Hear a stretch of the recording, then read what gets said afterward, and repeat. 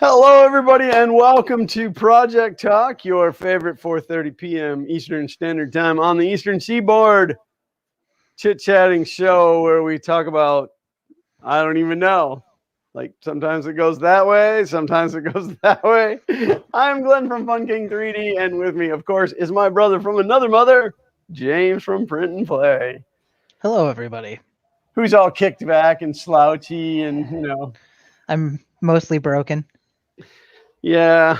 So I want y'all to know that James reached out to me before last week's show and told me that he had hurt his back and that he couldn't sit in his desk chair. And as a guy with a bad back, I fully understand. So I said, all right, well, we'll take this week off and get better and whatever. And he said to me, "Is this what getting old feels like?" And I said, "Oh, it only gets better from there." So encouraging. I do Haley apologize to Foreman everybody is that's watching here. because there's going to be lots of this. Haley Lots of says, the "Hey, I shifting. haven't seen this channel in a while." Well, we have been here. We haven't really gone anywhere. You left us. We didn't leave you. Yeah, I don't necessarily produce a ton of content on here, but hopefully, actually, that is going to change. Oddly enough, and I can't say much, but oddly enough, Fun King Garage is actually going to cause more content on Fun King 3D. Are you going to 3D print a car? Yes. And then put together. So you'll 3D print it on Fun King and then assemble it on. I'm going to 3D print myself a bigger garage. No, I'm going to 3D print myself less crap in my current garage. Oh, yeah, I will have to get a new picture out there. I have made some serious headway as far as cleaning and throwing stuff away, and it's been glorious. So, but let me run down the chat here real quick. It looks like Mark was our first today, so he gets bragging rights. He may not have actually been first, but he was the first one to say anything. And then there was this Print and Play guy. I don't really know who that guy is, but hang on a second. It's in top chat. If I go, no, it's still the same. Okay. I changed over to live chat, but it doesn't change. Lars Hansen is with us. Alan Osborne, 3D Homebrew. Glenn Hogue is here. 3D Printing Llama Tom is here. Clint is here. Haley Foreman, 3D Medic Vince. Ollie is here. Sean Butler. Oh, that Sean Butler guy's here. Sergio HVAC A to Z is here. Anything but yellow. Everything needs to be yellow. Yellow is the greatest color ever invented. If I ever said it publicly that I don't even really like yellow. It's just what went with your smiley face guy. Yeah, my dude was yellow, and then I went yellow, and then now it haunts me even in my sleep. I don't know, you sleep? Like my glasses get dirty and everything's yellow. Oh, so I will tell you all right now, I'm tired. I went to bed entirely too late last night because I had too much caffeine yesterday. So I'm tired, but I'm going to hang in there. I've got my additional caffeine for today.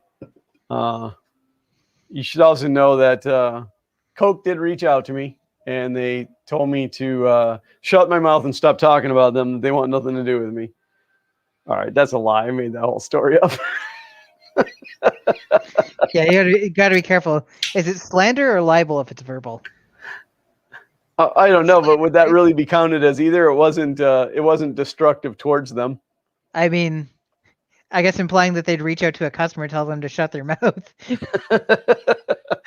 Yeah, but like at what point do you no longer become just a customer? Like if you're harassing them about sponsorship, aren't you then in a different category than customer? Yeah, it's a colleague, I guess, at that point.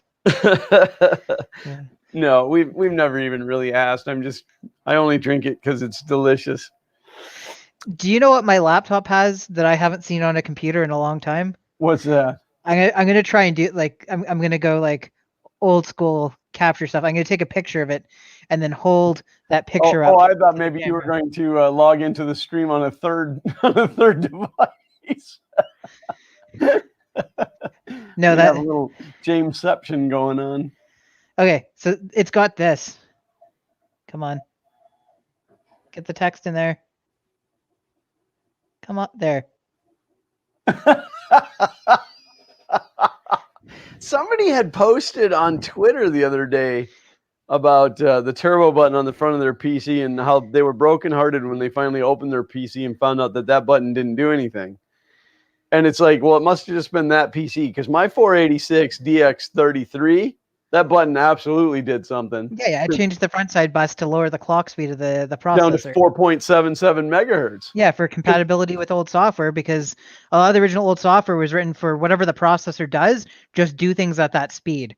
Yeah, So, there was if you're games I couldn't play because it was like so like screamingly fast that I'd have to take it out of turbo mode. A lot of the original 8086 games are like, oh, your computer's running at 6 cycles per whatever. Okay, so we'll just run to that, and then all of a sudden your computer's running at 30 cycles per whatever, and everything is 5 times faster. Yep. So here's the magic trick. I'm gonna have to take my headset off to show this, but this is what the turbo button does. So can you still hear me, sort of? Lil. Okay, so it's fairly quiet. You hear maybe a little airflow. Okay, watch this.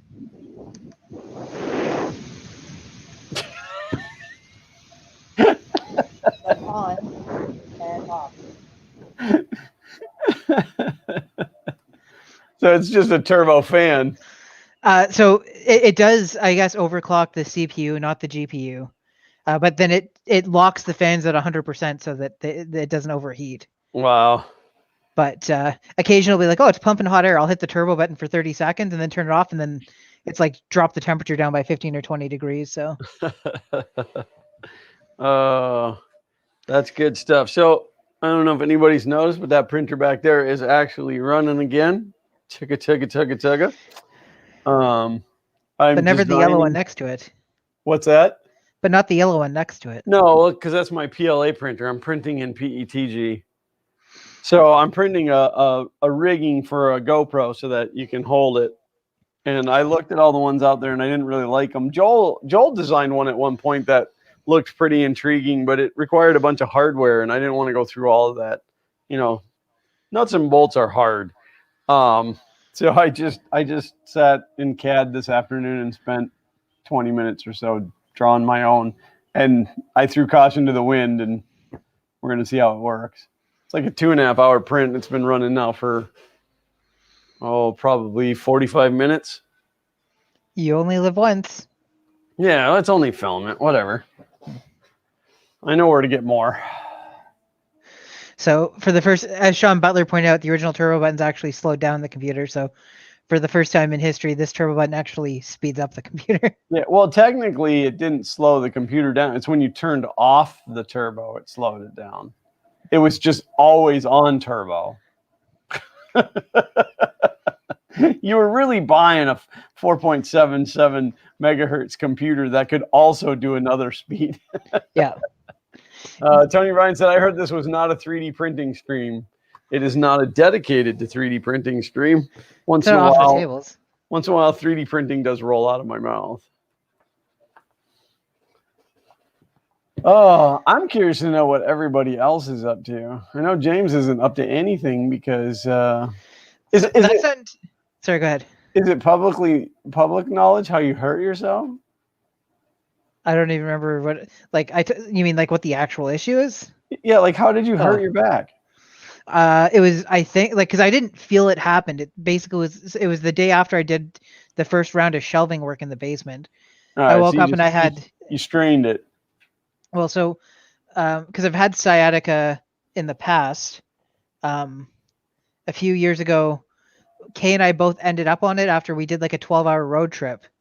But like hers kicked the day after we got back from the road trip. She had sciatica and went into the doctor and they checked it out and they're like, oh, it'll go away. Then the week after that, she had to go to, I don't remember where she was going for training. And the day I was supposed to drive her to the airport, I got up and I couldn't walk. Like I was like doubled over, couldn't straighten my back out.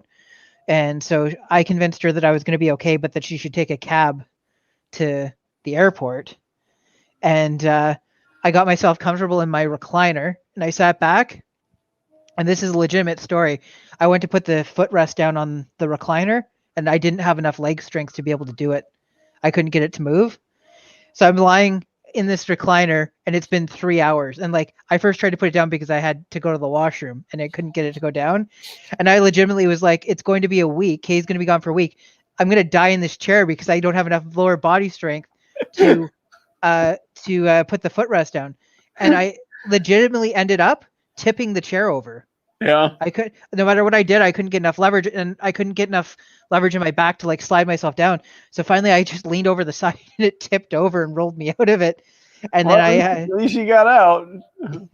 so I spent like an entire week in bed, and then the next week I tried to go back into work, and by the time I got to my desk, because I was so hobbled, I was like cold sweat, and my boss walked in and he's like, "Hey, you got time to catch up? I just want to let you know what happened while you were gone." And I said, "Sure." So I got like it took me like a couple of minutes and a couple of groans to like get out of my chair. I walked in and by then I was like sweating again. And he's like, "Are you still that bad?" He's like, "Yeah." He's like, "Why are you here? Go home." So, but and see, my boss would be like, you need to work twice as hard. so I've got pain from my lower back down into through my hip and butt into my leg. Sounds like sciatica. It is sciatica. Yeah. That's what I was saying. This is my second bout of sciatica. At least this time I didn't get stuck in a recliner. Yeah, I've been there. So, of course, a huge shout out and thank you to Mark for the 10 US dollarinos. Which is like $75 Canadian, so I really appreciate it. Any word of a larger project on the FK1 and my sponsorship? Yes, there's actually now 2 jobs slated for the FK1, and I can't tell you about either of them. And it's my fault that the one hasn't been done yet. Well, I guess technically it's my fault both of them haven't been done yet, but it's my fault that the first one hasn't been done yet. And it was sponsored by IC3D. They sent me the filament for it and everything. So that is still going to happen. The other one is actually a project that has just come about, and it's related to Fun King Garage, but I have been sworn to secrecy. I cannot tell anyone what's going on, but it is going to be huge. Not physically huge, but huge. I mean, yeah, like. Now, have you told anybody about the project with the FK1 where you cut it in half with a chainsaw and turn it into 2 half-size printers? Or is that one still secret? No, I wasn't going to tell anybody that. Oh, it's okay. We can trust these people. That was a secret. Yeah, it's too hard to move. So if I cut it in half, and it was not a chainsaw, it's a sawzall. If I cut it in half, it'll be easier to move. So. Okay, so legitimately, when it's time to retire the FK1, it would be hilarious if you actually did that. I feel like that would be a video that goes viral. Like, I've got one large 3D printer. I have 2 projects I need to do at the same time. I see no reason why this printer can't be 2 printers. Let's do it. And then, like, use a sawzall or something and just and build 2 printers with identical footprints. It would really hurt me to cut that bed in half. That is such a beautiful piece of aluminum. If somebody offered you like 10 grand to do it, would you do it? Oh yeah, in a heartbeat. Yeah. You're like, for 10 grand, I'd cut at least one of my kids in half. I mean, for 10 grand, I could almost buy that aluminum again. Because the prices on everything have gone up. Yeah, thank God you didn't make it out of wood. Yeah, but even metal prices. I looked a couple of days ago. I had priced out all the steel to build my new car trailer in July of 2020, and I repriced it a couple of days ago, and it has doubled.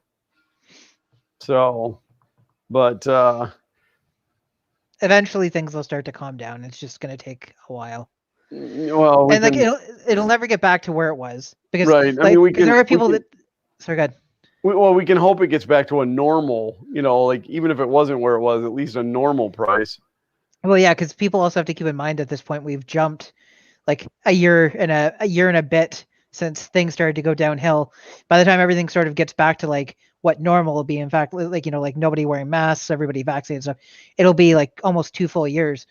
So to think it'll go back to the way things were, before this all started, you still have inflation even if everything had been normal.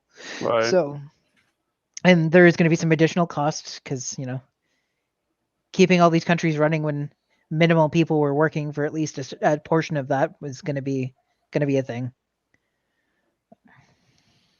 Red Like Mike. Try that again. Red Like Mike is here. Tom Lama said, still need the super. I'm assuming that's supposed to be size benchy. Nope. I opted not to do it because somebody already beat it. They did like 1100%, I think it was. I don't know. It was the better than you can do size. Yeah, it was bigger than I can produce, so I'm not even going to waste the time and or filament to attempt such a thing because somebody, beat me to it. Whatever. Wasn't really looking forward to that project anyway. What would I do with a benchy that size? I don't know. I might still do it one day. I don't know. But just keep floating the idea around. Yeah. I keep, rolling it in. No, it's and then a certain sponsor reached out to me and said, "Hey, how's it coming on that project?" And I'm like, "Oh, yeah, still working on it." So, our sponsor. So I need to continue working on that project. Did you say our sponsor? Yeah, the one that you and I both have. Oh. You can't mention them on here because they didn't sponsor the stream. Okay, so the one that opted not to mention the stream. Right. They've been very, because I was supposed to have a video out last week that was going to be sponsored, but they've been very like, take your time. We'd rather see it done properly than everything else. They also have the full list of things that have happened over the past 3 weeks that have been. Yeah. Our fridge died. Our stove died. Air conditioner died. Although we kind of knew about the air conditioner last year, but there was always hope that, it just needed some time off. Well, right. Yeah. You want to run it as long as you can. Then I got sick before I hurt myself. I got sick. So I've been out of the doctor's office for that. Then I threw on my back and Mika got hurt. So. That's actually a pretty funny comment. Have you seen the news where they caught smugglers with millions of dollars worth of lumber in the shipment of cocaine? They like hit it in the middle of the cocaine. It's ridiculous. They're saying here in the United States that average home cost is increased by $24,000 to $35,000 because of the price of lumber. Yep, I've seen houses that were bought 2 or 3 years ago for or go up by like 30 to 40% in terms of their resale value. Yeah, so, it's crazy. Also, I appreciate the idea of the giant torture toaster because you've seen the torture toaster benchmark print, right? Yeah. The problem with that type of print is, in a lot of ways, the bigger it gets, the easier it is to make it for it to work functionally. Because that's true. Because the tolerance is increase. Yeah. Yeah. So obviously, like anywhere where it's doing a bridge or whatever, that's going to get more difficult. But yeah. Yeah, no, I would truly like to, like I picked the benchy just because it's the benchy, and it would be novel to be able to carry that huge benchy to the shows and stuff on a trailer of its own. But I would love to find something that's actually functional, like made for a purpose, I guess, more practical than just something sitting around. I have the hiccups. I have to get rid of them. Give me 1 second here. I'll just.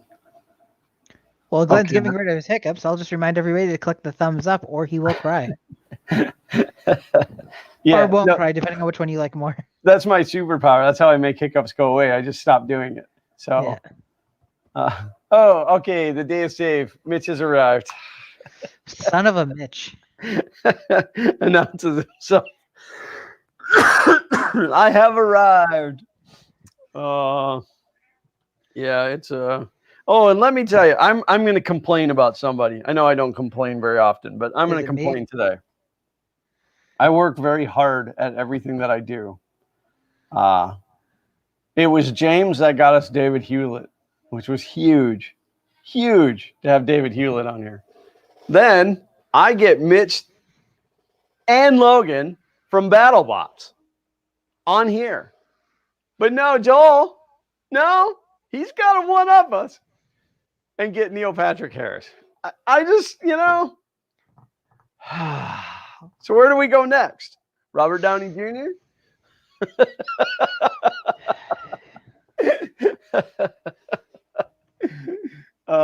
That was a good stream. I enjoyed watching it. I never realized that Neil Patrick Harris was as quick-wittedly funny as he is. I mean, he was just. Yeah. It was very fun to watch. And just, like anytime you watch somebody use a 3D printer for the first time, it's always fun because it is totally magical. I mean, I've been doing it now coming up on 4 years, and it's still magical to me that I can physically have something that I didn't have before I asked the machine for it. So it's pretty cool. Mitch said, okay, I can leave. No, you don't have to leave. You saved the day by showing up. Now, if you could go get us Neil Patrick Harris so we can at least tie Joel, that'd be fantastic. Yeah, now I gotta. Well, and then Joel did the video where he had not Eugene Levy, the guy from Shazam. Why am I forgetting his first name? His last name's Levy or Levy or Levi. I don't know how you pronounce it. Daniel? No, wait. You know who I'm talking about, though, right? Somebody will chuck it up in the chat. Who streamed with him?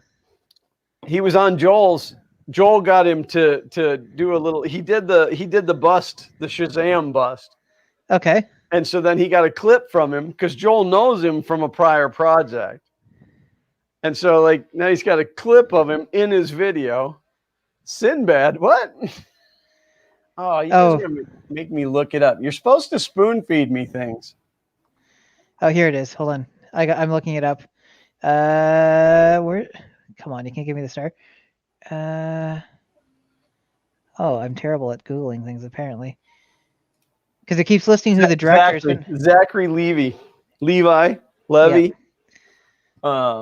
I never saw that clip.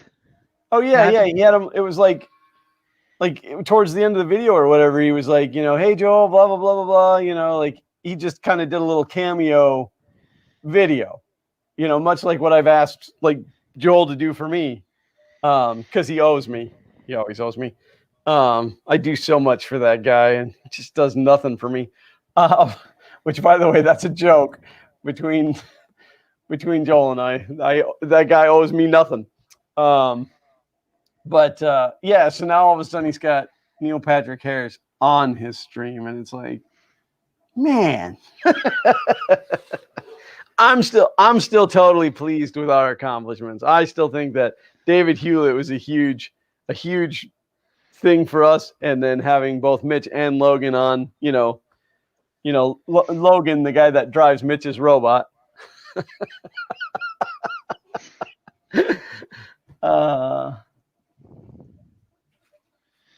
Tony Ryan says, speaking of broken appliances, his wife told me the coffee maker was broken and wouldn't heat up, so I ordered a new one on Amazon. I walked into the kitchen this morning and turned the power button on.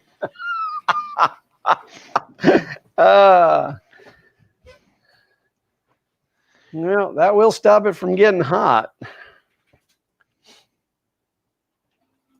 Yeah, I'm going to have to see if I can find that vidya. Hey guys, thanks for tuning in. Today we're not that one. Who was that?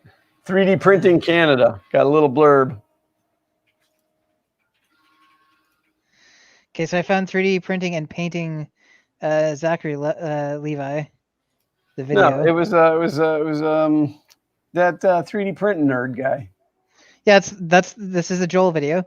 3D printing and painting Zach Levi as Shazam win this. Yeah, that might be it. And then I think it was towards the end. Let's see.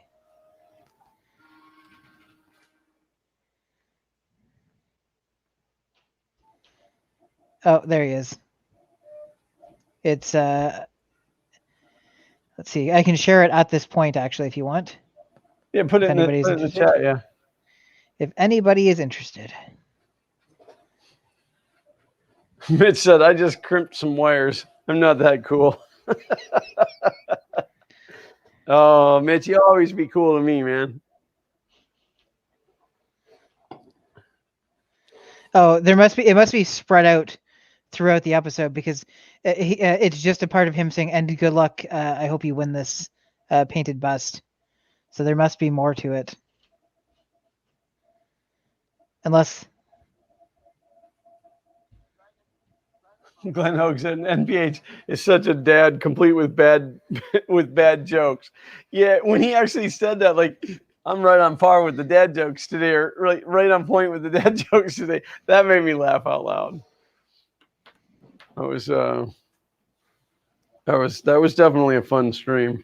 Well, and then his kids interrupting him. He goes to talk and they say something, and he goes to talk and they say something. I'm like, oh, I'm right there with you, Neil. Go ahead, chuck a shoe at him. That's what I'd do.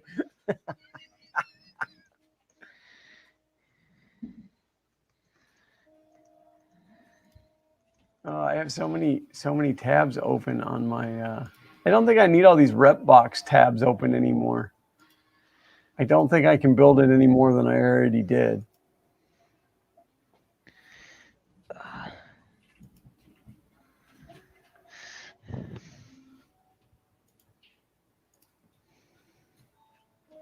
Oh, and then some Redbubble page comes up. What's this Redbubble thing? I keep getting advertisements for Redbubble with my T-shirts now, and also this T-shirt, which you already own. Advertisements for your own T-shirt. It's like, hey, well, I mean, I guess it knows what I like.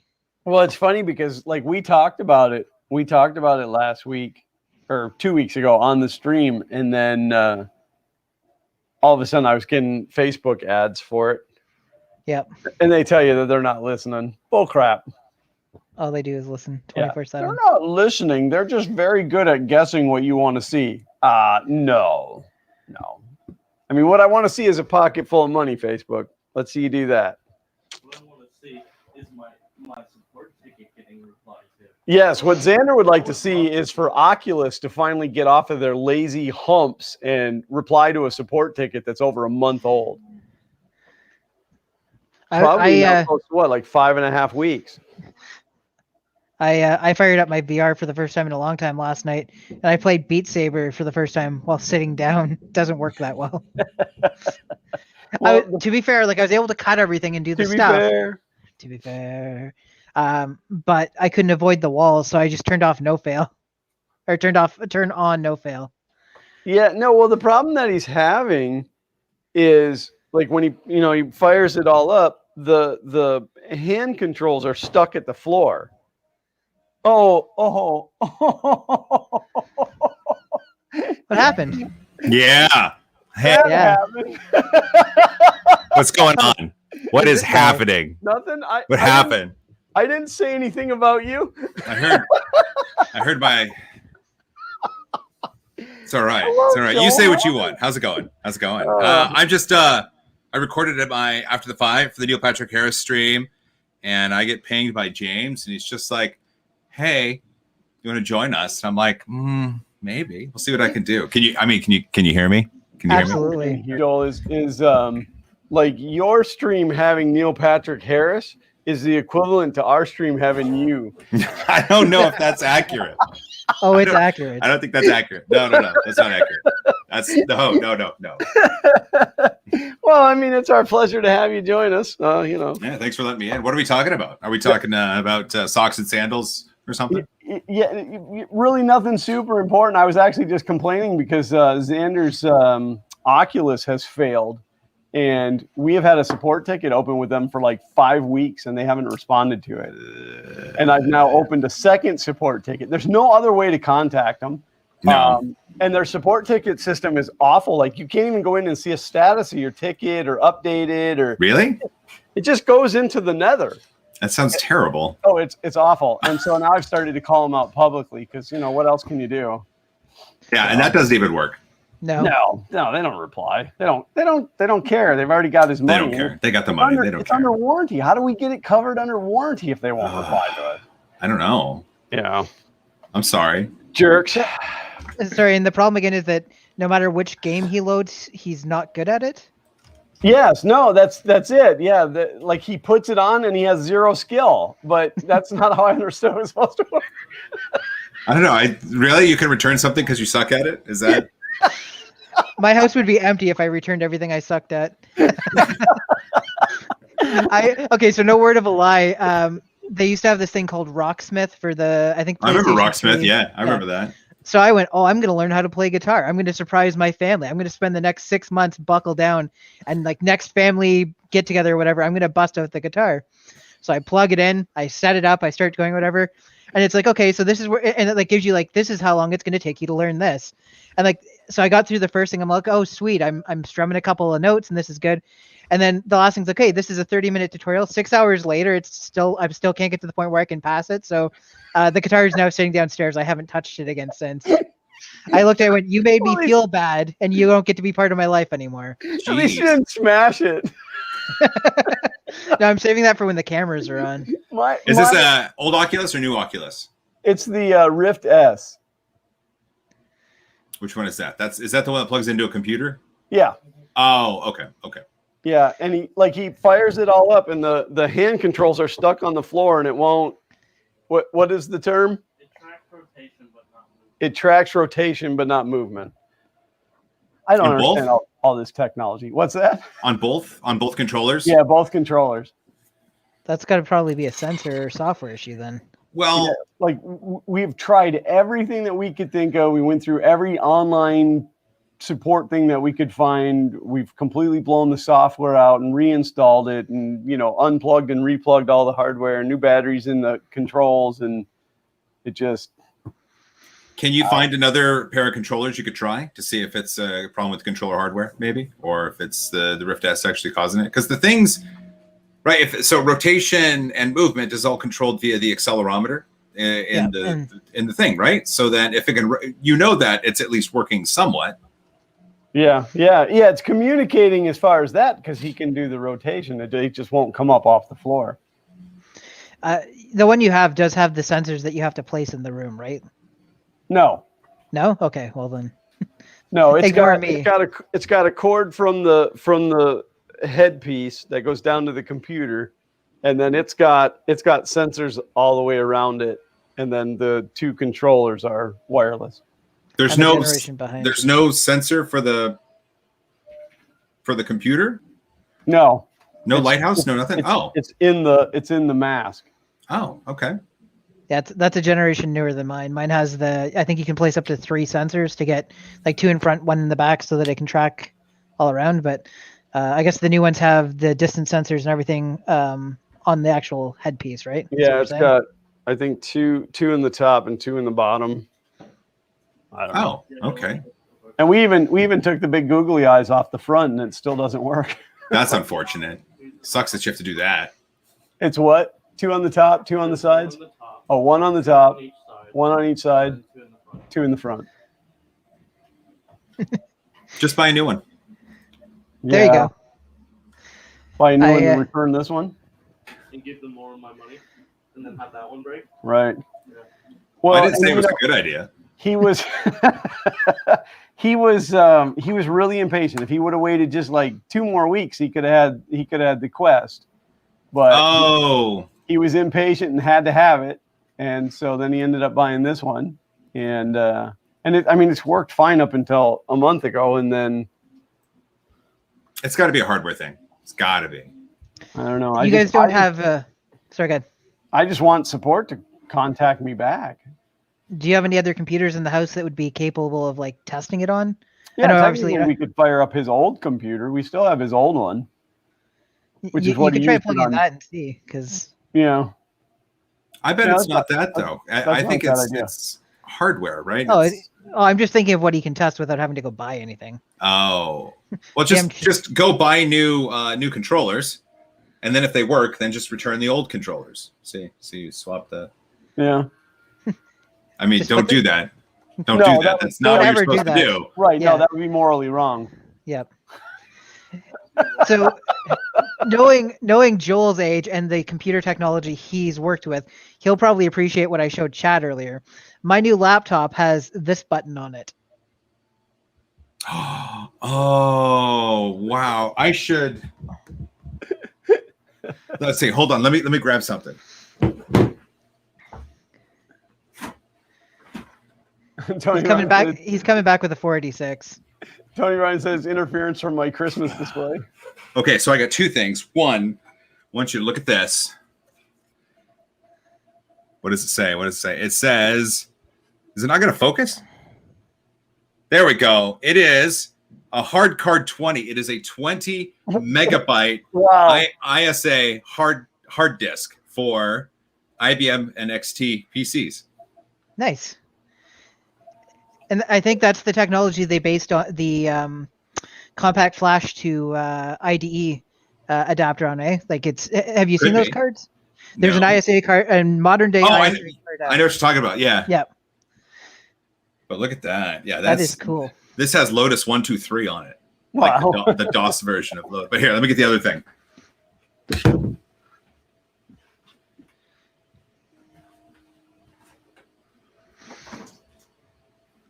I feel like we should go to this.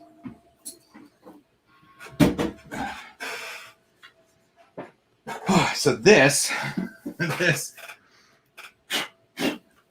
is my Packard Bell Legend. Was that 386? This is a 386 SX25 with a turbo button. But does it have the math coprocessor? No, it's the SX, right? The SX Yeah, were the it's an chips that were SX. sold so that if right, the DX had the integrated math coprocessor. And so the SX chips were the chips that they sold when the math coprocessor failed on the chip. So they just said, don't address it, call it an SX. Yeah. I know a lot of the boards had a secondary slot for a math coprocessor if you wanted to install one secondary afterwards, though. An 8387. Maybe? That's what it was called. It was an 8387 math coprocessor. I don't know if that has it on it. It's been a while since I've opened it up. But that's my computer from 1993. I wish I had kept them. So I kept every computer I ever had for the longest time. I had shelves full of them. And then when Kay and I moved from a place called Sudbury to Ottawa, I scrapped all of my old stuff because I'm like, I'm never going to use it again. It's never going to be worth anything. And now a lot of the stuff that I scrapped is worth more than what I paid for it when I bought it. Yeah. I am going to go off camera for a second, though, because I do have one thing that I would like to show in response to that. Here we go. Oh, Yeah, this could get exciting. I can start digging through all my old crap over there, too. I'm sure you have a ton of stuff.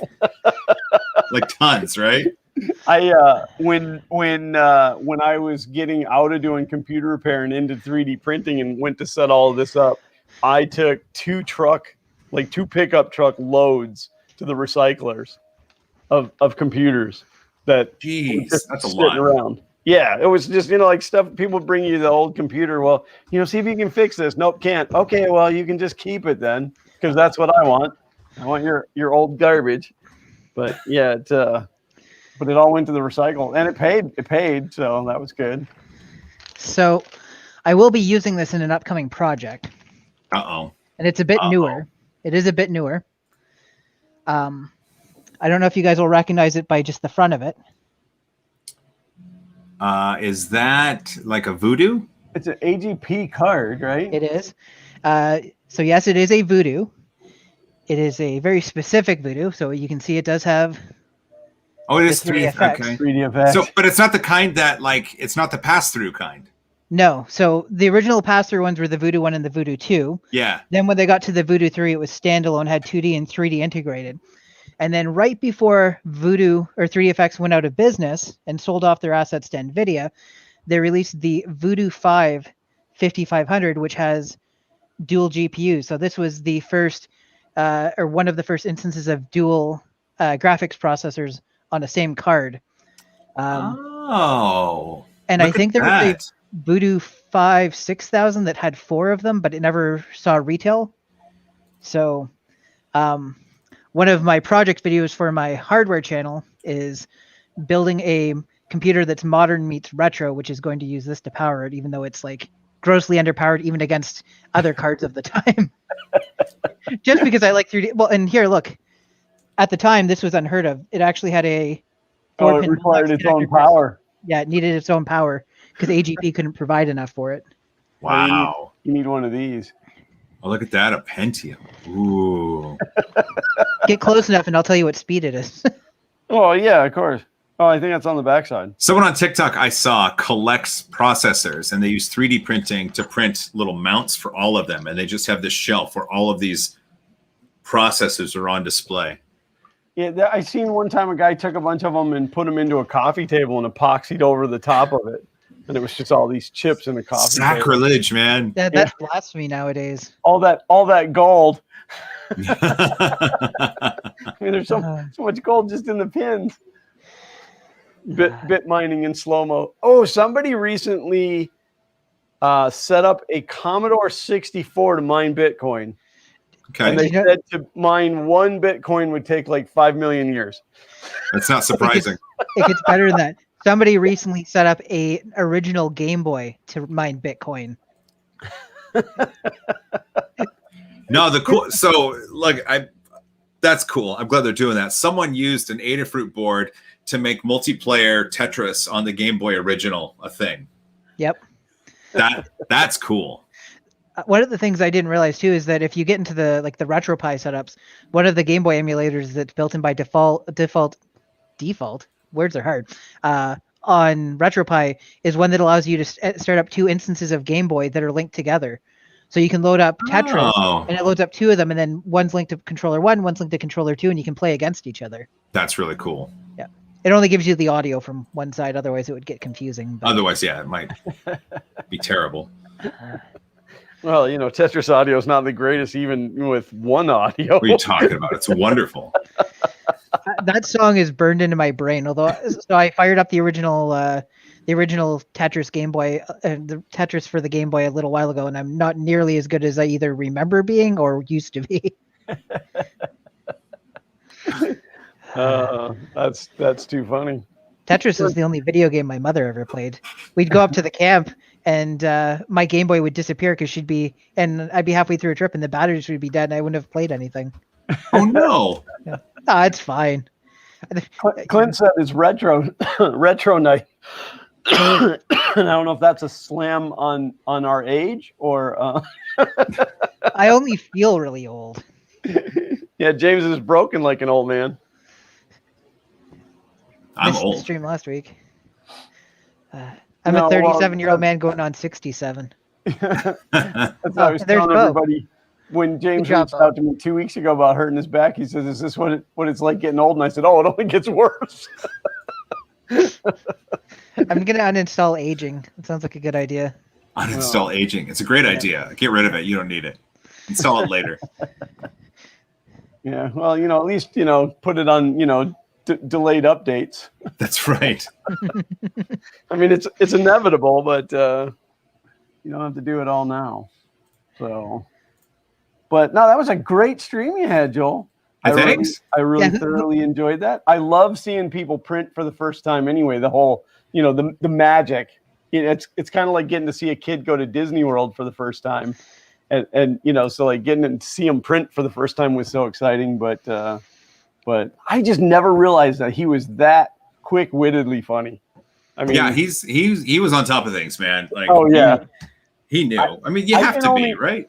I can only imagine what that stream would have been like had it been unplugged, like just unregulated Neil Patrick. Oh yeah, because he dropped some just borderline innuendos, which was fine, right? Like it was perfect but like if he had an after hours 18+ stream, I think it would be potentially even more amusing. Because I did get the distinct feeling that he was in fact holding back maybe some of the jokes because he knew the audience, which is important. Well, and these kids were right there too. Yeah. Yeah, like later on into it, the whole sheet thing started, and like I could see that going off the rails really quickly. Actually, the fact that his husband and kids were in it was actually one of the most exciting things for Kayleen. She said, "Oh, so it was just him? You didn't see?" I'm like, "No, his entire family at some point stopped by. It was kind of just like a day in the life of Neil Patrick Harris. Plus, we're doing 3D printing." Yeah, we got to see into his house. Like it was a slice of life for 2 hours. And that's just unheard of. The fact that, I never move my camera. This is what you get to see. Once in a while I wing the detail camera around and you can see the messes that are off to the side. But like he was just showing us everything. He's like, yeah, here's my stuff. It was cool seeing his husband come down and talk to him. And then he's like, Oh, you're still streaming? Oh yeah, this is live. I got to get out of here. What? Cool. Yeah, no, my family is fairly well aware that if I'm sitting at this table, that they don't want to come past that magical line right there. My family doesn't know. Well, they'll ask. They'll come up and be like, "Are you streaming?" Right? They just got to poke their head. Are you streaming? No, you come in. It's okay. Yeah, well, like you might get my wife's arm coming in occasionally to hand me something, but that's usually all you get. Just Sure. come, Did he end up showing off his second print? Did that print turn out? No one knows. Oh. Yeah, I have an email into him, so he'll probably email me or call me or something to let me know. I would imagine. Maybe he doesn't check his email on the weekends. Like, what's that like? Listen to Joel. Yeah, Neil Patrick Harris. He's probably gonna call me or something. I just sit around going, yeah, maybe Joel will join my live stream one day. We have a lot of fun. So we do have some projects coming up. There are some things that we have planned with Neil that we're going to be doing. It's going to be fun. At a different time, we would have done this out at his house. Like we could have flown the team out and actually did this house, but it worked out really well. I think I think this is the beginning of something fun. Yeah, that's pretty cool. But yeah, no, I don't know how much of the stream you had heard before you joined in, but I was given the rap on how, like I ask you for things because you owe me. And then, I quick explained to everybody that is completely a joke, and that you owe me nothing. So that's when I messaged Joel, and I was like, "Hey, Joel, just to let you know, Glenn is bad talking you on the stream He's right besmirching my name." Yeah. And Joel immediately said, "I demand a link. I'm going to set this right immediately." That's Me right. and my Robo shirt. That is what's really cool about StreamYard is the fact that, like, on a whim, you can just have people join. It works out well. It works out really, really well. It just sucks that for 1080p, you have to pay $50 a month. Yeah. Well, and I mean, like, I have the paid StreamYard, and I don't get the 1080p. You got to pay even more. Right. You've got the $30 plan, right? I don't even know. I pay some every year.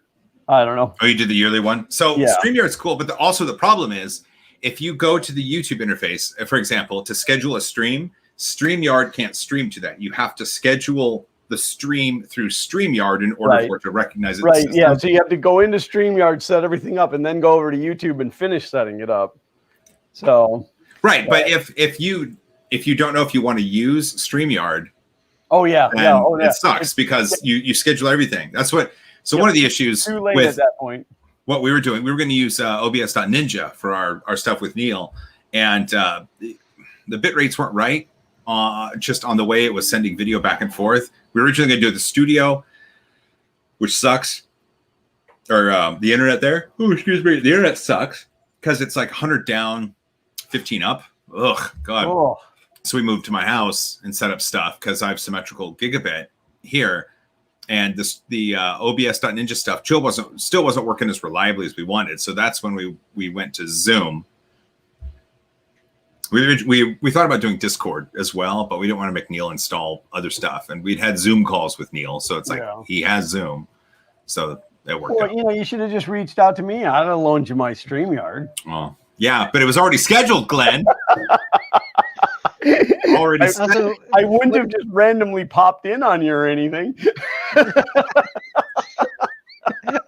Instead of How I Met Your Mother, it's How I Ended My Friendship with Joel. That's right. Or someone said How I Printed My Mother.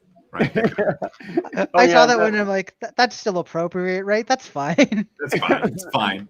All the jokes going through the chat and stuff, and the this is going to be legend. Wait for it, dairy. Oh yeah. And then all of a sudden, then like people are like, "What, Doogie Howser 3D prints?" And it's like, really, you got to go back that far?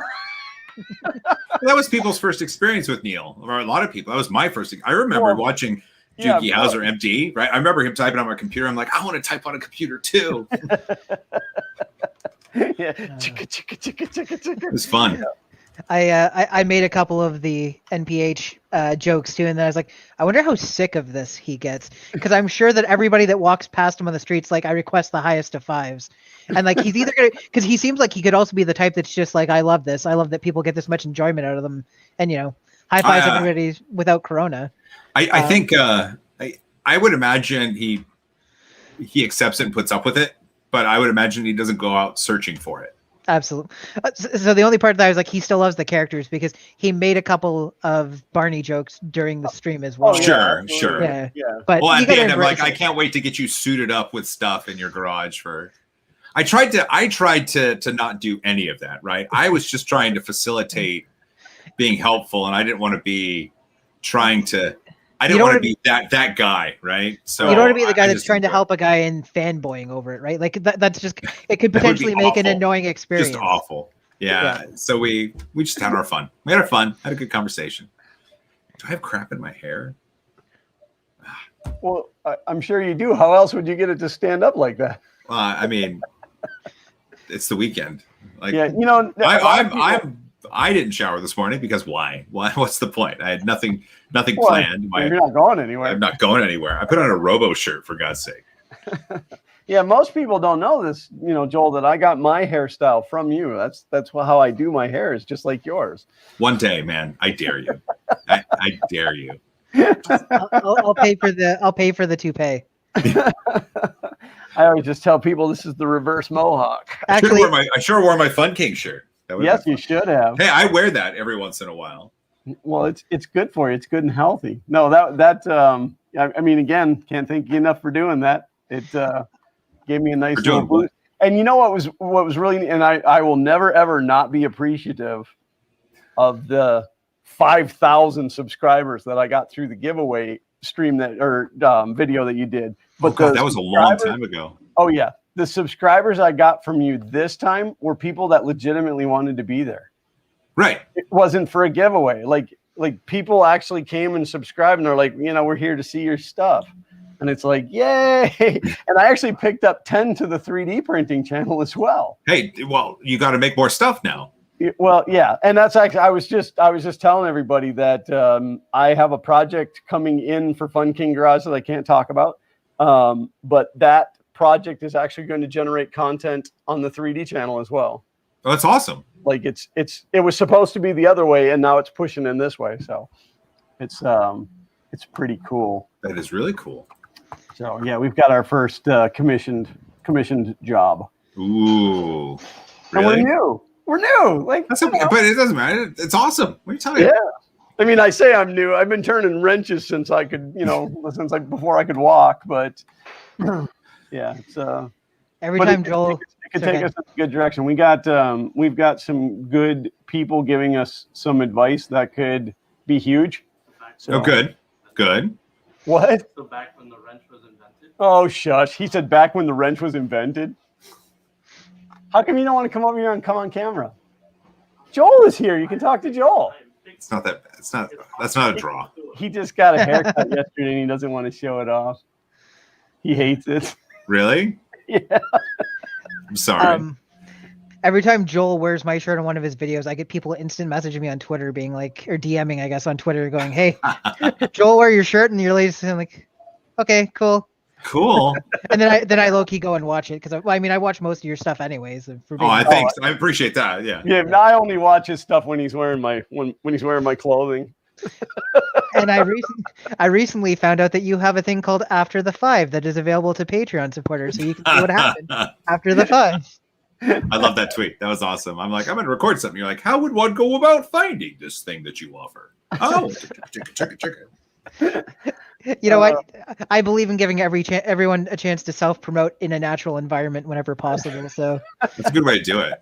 Yeah, it's really hard to be. I was going to say I got a plugin going on my website, so I revamped the website a little bit, and there's a plugin that every other day spits out a from the archives thing because I've got hundreds of posts and hundreds of videos, and so every other day it'll send something to the Twitter account being like, hey, from the archives, and on Facebook from the archives, and so I get to share and see what's coming across.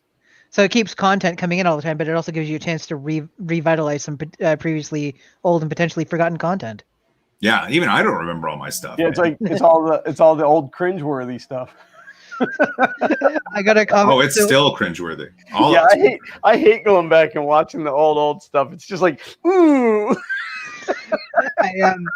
I have a video from a few years ago. So once upon a time, I lost like 130 pounds, regained a significant portion of it, not all of it, but a significant portion. And I had somebody comment on one of my videos from like 3 years ago going like, good job with the weight loss. Keep it up. You look great. And I'm like, ouch. that hurts in ways that you can't even imagine. Yeah, every so often when Xander starts getting lippy, I go back and play one of his old videos, and I'm like, "This is where you came from, boy." Oh, and then I think about all the times I told him, like, "You have to be serious. We can't be all like screwing around and stuff. This is serious." Oh, how times have changed. No, I don't do anything serious. Is Robo I don't. 3D still a thing? Is what? Is Robo 3D still a thing? I know that they tried to retool for education. I guess I could Google it. Robo 3D. We follow each other. Their latest tweet was April 4th. No, that's a reply. Let's see. They essentially Robo 3D exists to retweet my STEM kits. Interesting. Yeah, how the mighty have fallen. Their latest 3D printing tweet is looking forward to Marlin 1.7. I had 3 R2s and I don't know where they all went. I think one went to Keith, right? Tinkers. One went to Julie, Supernova Style News. Julie. Dang it. I gave away my Robo that they gave to me to a young high school student who's never picked it up from me. I think he's getting ready to graduate. The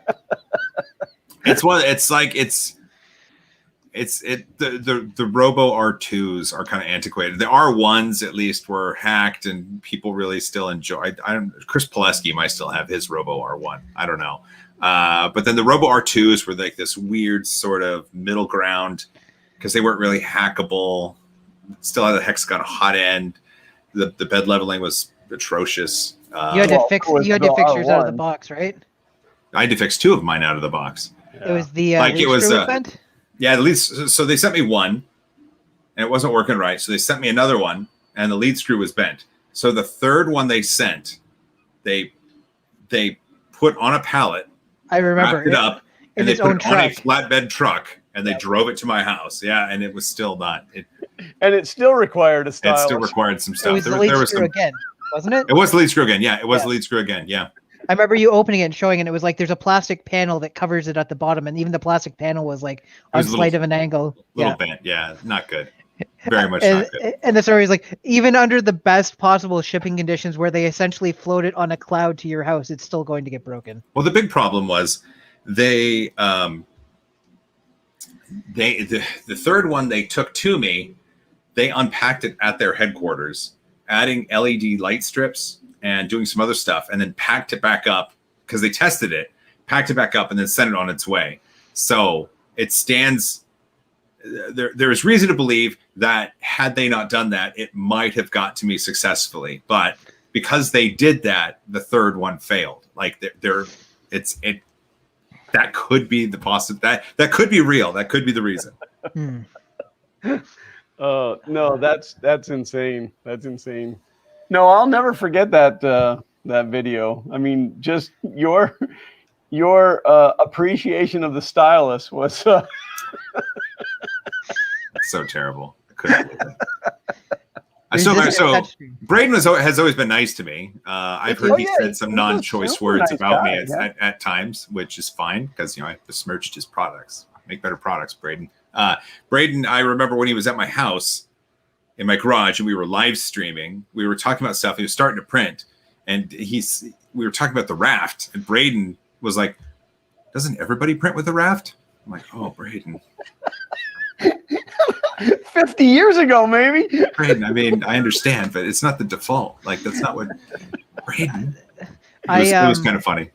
I gained the appreciation for a printer that's been like well tuned and a good out of the box experience when I got my Prusa, because like obviously I've printed massive things on my CR10. Most of the people here have seen them probably in person. But whenever it came down to print and play stuff where there was moving parts that touched the bed, I would print it on a raft so that you had that extra work, that extra amount of tolerance essentially in it, so that you didn't have the smushing. And then I get the Prusa, and any print that I send to it that has print in place parts just works off the bed.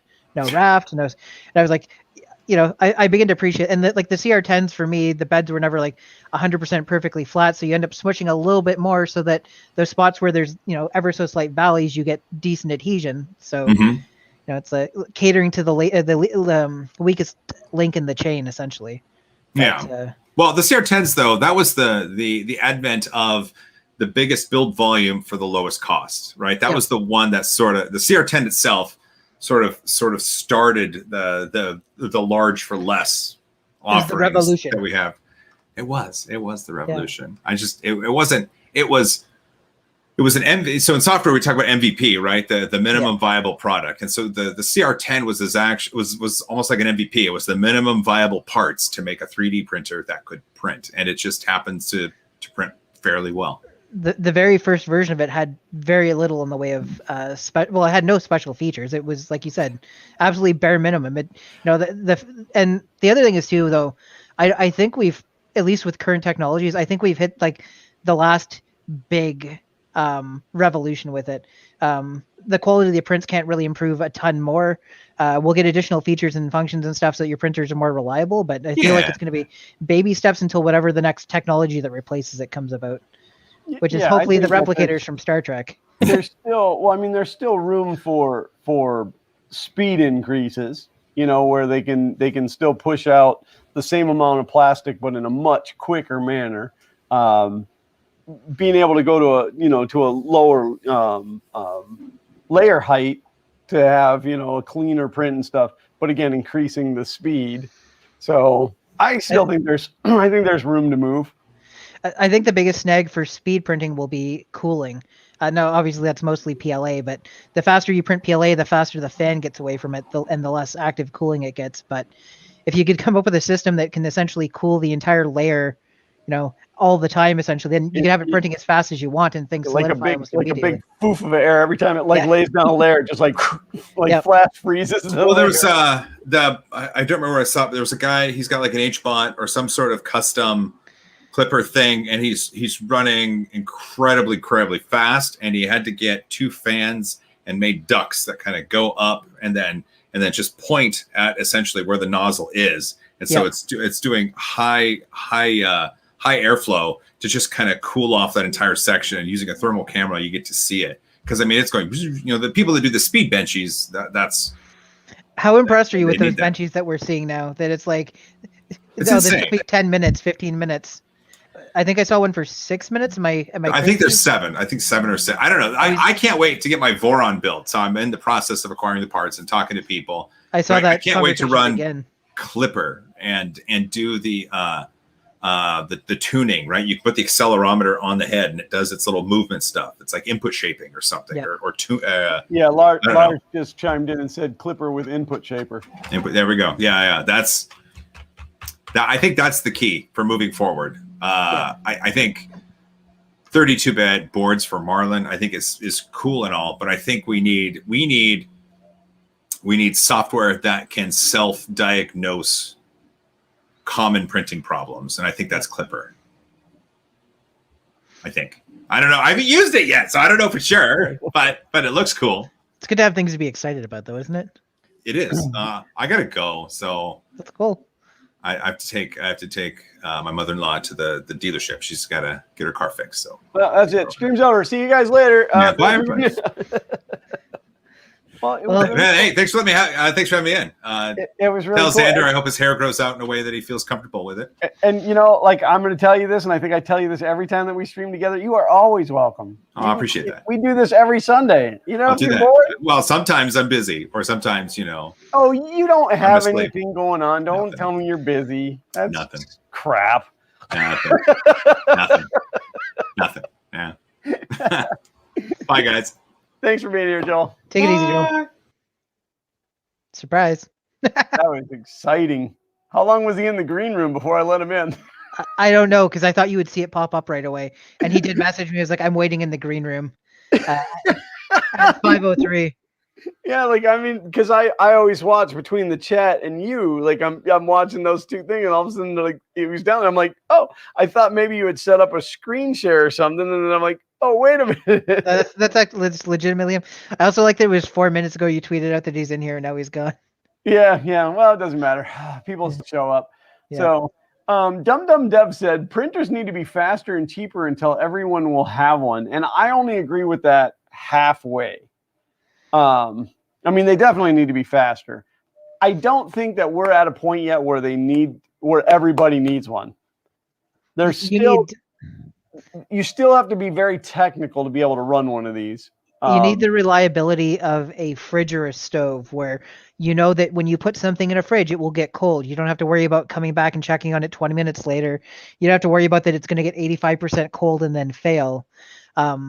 Because the average person's not going to know how to fix stuff. And the other thing is the average person as it stands right now won't want to learn how to fix things. No, well, not only that, but I mean, even when you talk to somebody about 3D printing and like, it'll come up in conversation. Oh yeah, I do, YouTube, we do 3D printing. I would say probably 3/4 of the time, people immediately think that you print stuff and they put glasses on and they see it in 3D. That's the kind of 3D printing that people think. And of course, I live in an area where it's a lot of retirees, so it might just be me. But like, oh, so do you take the pictures? No, you don't understand. So then I dig the maker coin out of my pocket, and I'm like, I make this, So it's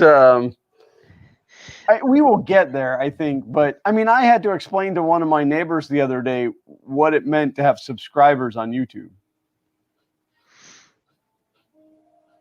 Bake that for a second. I mean, that term kind of explains itself. So, well, but like, I mean, he was telling me that he was watching videos on the computer, and then I had pulled up YouTube, and he's like, "Yeah, this is what I was watching him on," as though like this was just. I was watching it on the TV. Like, this is what I was watching. I'm like, this is YouTube. Like, you don't know what YouTube is? Like,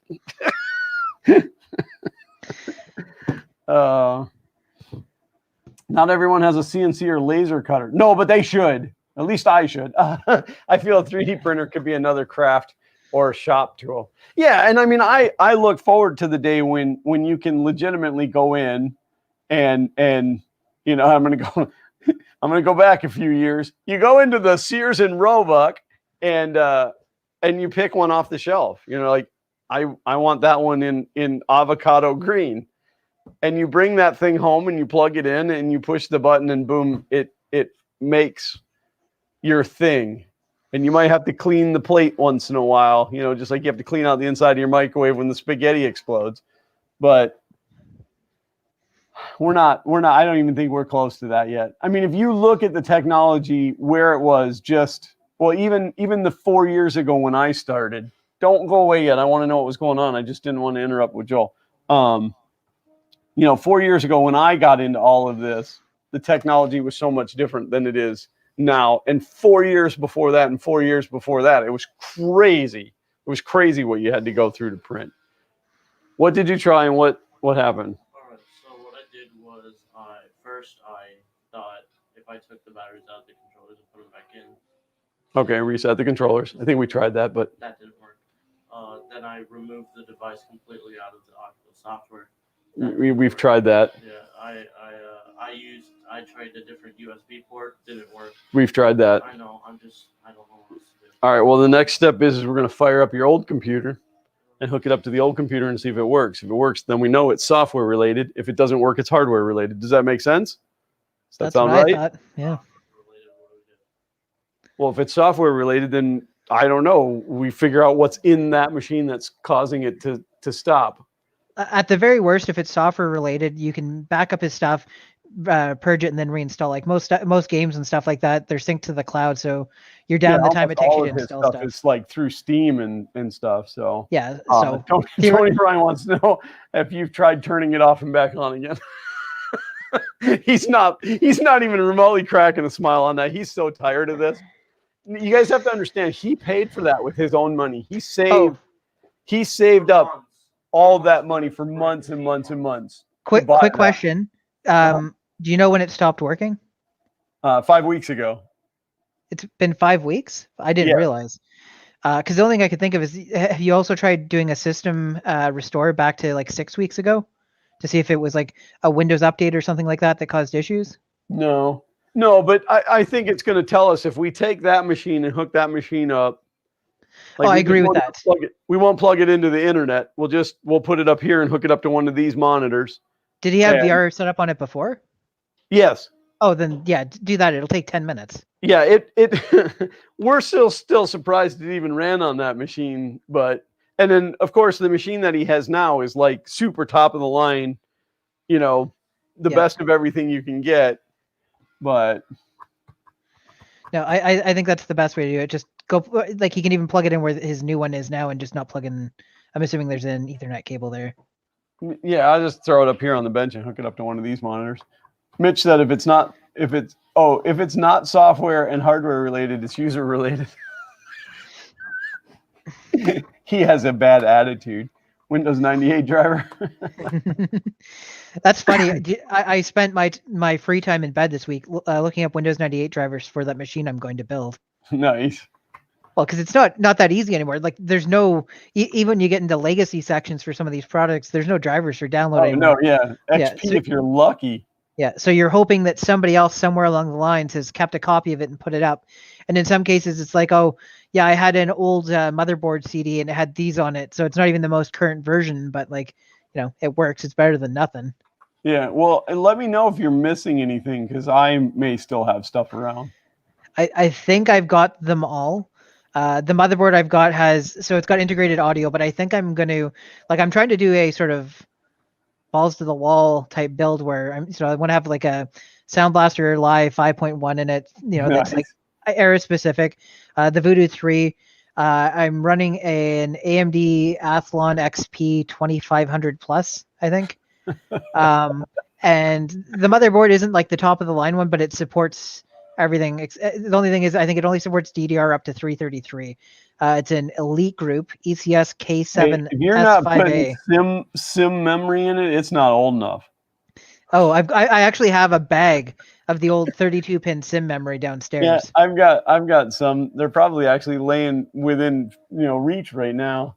So if I was this is kind of skirting back to the other topic, but Dum Dev asked, you guys think cloud printing service will be the next thing like AstroPrint? God, I hope not. I think that anything that's cloud. I think cloud printing is going to continue to be a thing and continue to get market share, but I don't think it's because many people are asking for it. I think it's because businesses are having, like, companies producing these printers are wanting to have say in sort of how they run, what they do, what they slice, and not have to try and maintain old versions of software and all the other stuff. So yeah, the biggest issue is because the 3D printing companies are not stable. So you buy a printer that's dependent on the cloud, and then all of a sudden that company goes belly up and you're parting that printer out or throwing it in the trash. Perfect example for that. And everybody in the stream knows that I love the company, PrinterBot. PrinterBot replaced their PrinterBot Simple Metal with, I think it was still called the Simple, but it was a printer that had a 32-bit board, but it moved all of its slicing and print stuff to the cloud. And I never got one, but my understanding is that people had to do a bunch of retooling on the printers to get them to work after the cloud service went offline. And that's not a strike against the company. The companies run like they're going to succeed. I mean, Right. you can't. Nobody goes, I'm going to build this product with a failsafe in case I go out of business, because that means you don't have any confidence in yourself. But No, yeah. but you know the real kicker though is you have a lot of these companies that like they don't care. They get in there and they just try to make as much money as quickly as they can, and then when it fails, they bankrupt and they just start another one, and they do the same thing all over again. There's no pride. We bought. This is a good example. We bought a cat litter box, which obviously low tech item, but it had a couple of features on it that Kayleen was excited about because it basically meant that it was going to isolate some of the smell and stuff. But there's filters and stuff attached to that. So I went to buy new filters for it today, and the company no longer exists. And I started looking, it's like, oh yeah, they're now this company. So they shut down the previous one, started the new one, and then they're selling the filters, but only as old stock because they're moving on to the next product line and under this new name. Yeah. So 6 months from now, will you even be able to tell that the two companies were ever linked in the first place? I snagged one of these for the build too. I don't know if you'll be able to see what it is through the bag. You can kind of see there's not really. No, it's just really shiny. I don't have anything to cut it off. Anyways, it's that's SATA right there. You can see the SATA connectors there now. Okay, yeah. An IDE. The board doesn't have SATA on it. Originally, I was gonna stick in a PCI SATA card, but then I realized that you can actually get an adapter. So I've got an SSD I'm putting into it, but this will convert it so it'll run off the IDE on it. Yeah, you need an IDE drive. I do have IDE drives, but I'm trying to eke out all the performance I can. I literally have a drawer full of IDE drives, and the drawer is so heavy to open and close because old hard drives. I guess all hard drives that aren't SSDs weigh a ton. Yeah. So the Sculpto 2 is the one that's on the arm, right? Where it's like it's holding the print arm and it moves around like this. It's like a Delta printer, but not really.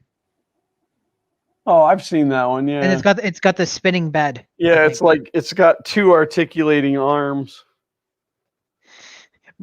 Mike Redlight has always got a billion of the old computer's parts for me. I've got IDE drives starting at 2.6 gigs, going all the way up to I think 250 gigs, maybe a 500 gig. So I think I have a 1.2 gig laying around here somewhere. I parted all of mine out on a live stream one day. I just took them all apart and took the platters out of them and stuff. I've got a Maxter Bigfoot drive, which is a 5 1/4 hard drive. Oh, and it's my loud God, and those slow. things were so awful. Yep. Worst hard drive ever made. Yeah, sorry, Mitch. I mixed up or combined in my head. PrinterBot was pushing a Kickstarter for somebody else's printer where it held the print head in two arms and would kind of like move like this. But yeah, so the it's a polar printer, so it's a single arm holding it, and then it's got a spinning bed, which allows it to. The printing on it is really neat to watch. I love hard drive platters. They're just so pretty.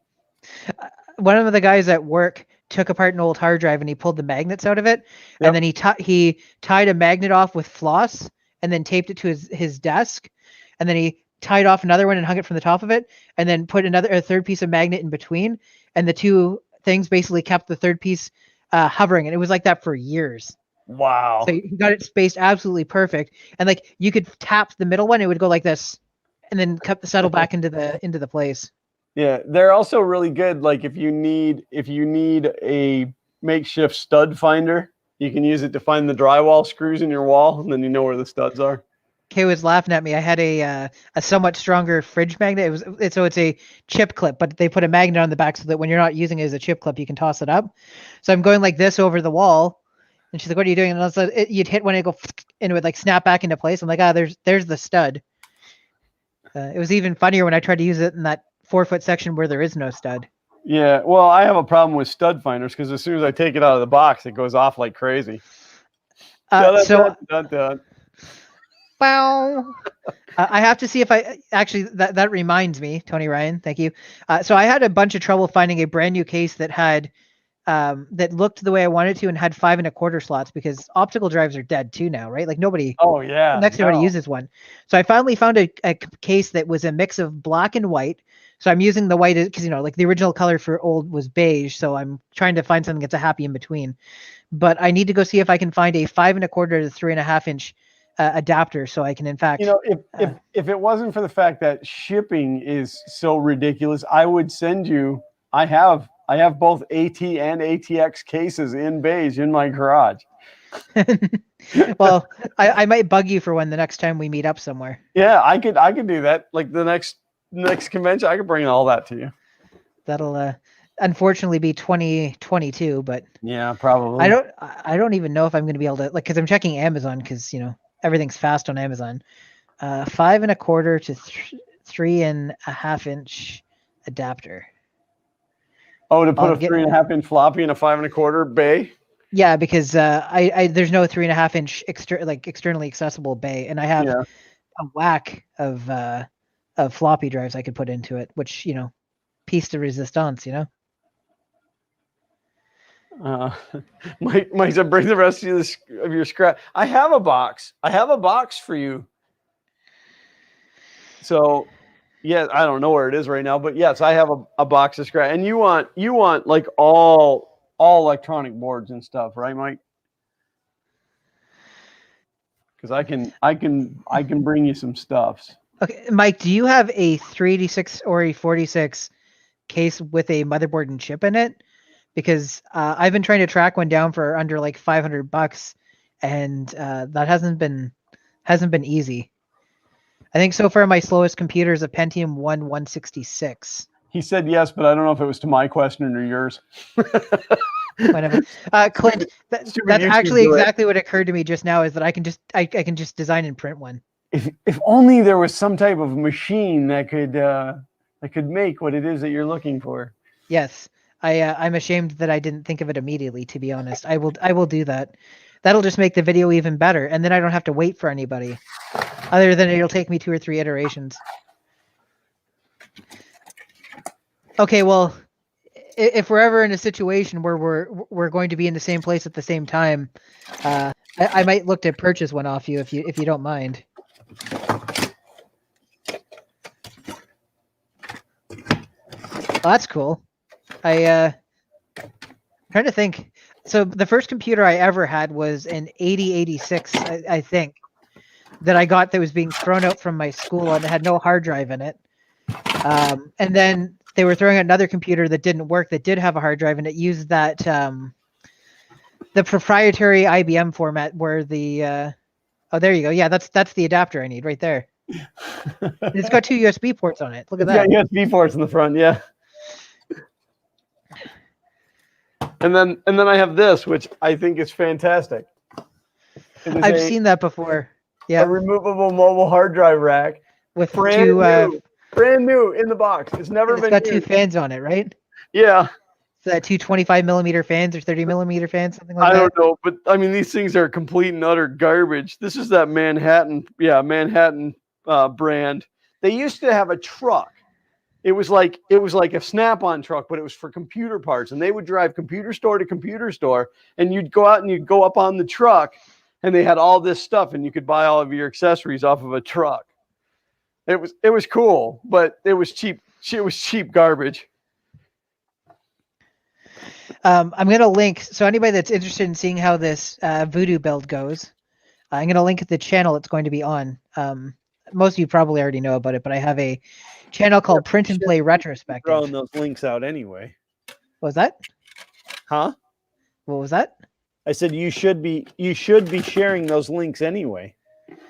So this is Print and Play Retrospective. I have 1 video on that channel so far, but I think I'm going to try and do 2 project videos a month on my main channel and 1 project video a month on the retro channel, which will make me $0 because I only have 100 and some subscribers on it. But it's not all about the money. It's just mostly about the money. Now that I'm digging through old boxes, here I got here's a AGB AGP video card. Okay, hold on. Don't tell me what it is. Okay. Waiting for it to clear. Okay, so it's got without. Okay, don't let me see the end. So it's got VGA, SVGA, and composite out on or component. No, composite out on the end, right? Yeah, you said don't show you the end or show you the Well, end? you can now if I got it right. Yeah. I think it's an NVIDIA card. I think it's an NVIDIA GeForce 4 MX440. Oh, it's an MX2 400. Sorry. MX400. Yeah. Ba-bum! Yeah, beautiful. And then how about this one? That's PCI Express. Oh, and it's got the AMD on it, so it's a got to be like a Radeon 6700. Oh, I don't even know if I'm gonna be able to see the sticker. Let's see.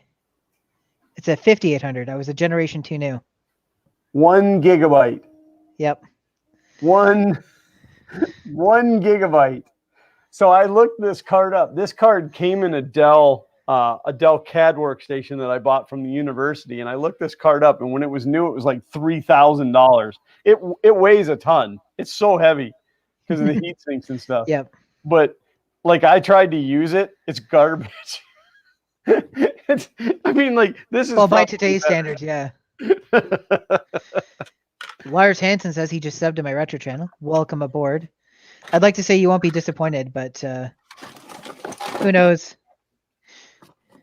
All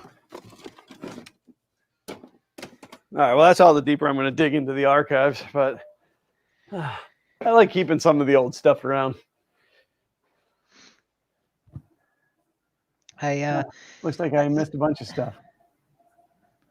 I'm about 70% the way through cleaning the basement right now, so hopefully in the next week or two I'll be able to do a tour. I've got my filming section.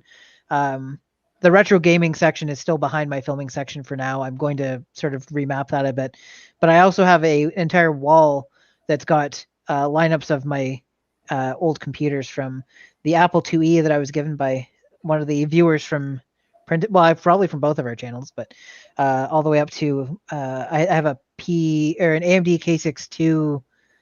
I don't remember if it's a 350 or 333 or something like that. Yeah. Oh no, I don't know where it went. Give me a second. Let me find it. The chat moves too fast. Okay, stop talking. Oh, John Clark said my first PC was an IBM with a 166 megahertz Pentium. Yeah, I was commenting on that's got me into the talk about my 8086 that I got from that was being thrown out at school. Well, yeah, well, that makes me chuckle because the first PC that we had, my first computer was a Commodore 128, but the first PC we had in the house was an IBM PS2 that didn't have a hard drive in it. It did have a 3.5-inch floppy, but you had to do everything off a floppy.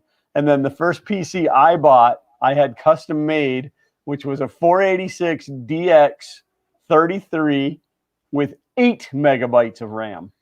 8. And everybody said I was crazy that I couldn't use that much memory. So the first computer I had, the 8086, was also an IBM PS2 that only had a floppy drive. And then they were throwing out another computer that had a hard drive in it but didn't work. So I took the hard drive out of it and slapped it in and got a better computer. And I think I managed to track down a copy of Windows 3.0 that would run on the 8086 because it wouldn't run 3.1. I can see if I can find the computer I had, get a picture of it. Yeah, I still need to bring in my compact portable and see if that thing will even fire up anymore. Putting on my super specs that I got from Uncle Ron. So I found a picture of the other thing too is that a lot of these pictures from that time looked quite similar. There's a more modern version of it that still looks like almost the same case, except for it had a color display on it. So this Pentium is a 150. 50 megahertz frontside bus, I think. I have some Pentium 2s and Pentium 3s around as well.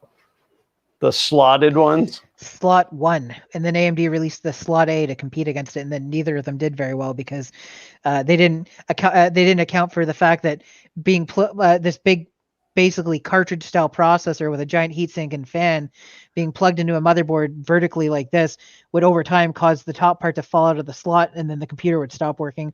Or in a worst case scenario, best case scenario, you just push it back in, lock it into place again, and you're good to go. Worst case scenario, there were pins in there where they could potentially short 5 volts or 3.3 volts to ground and blow the chip and or the board.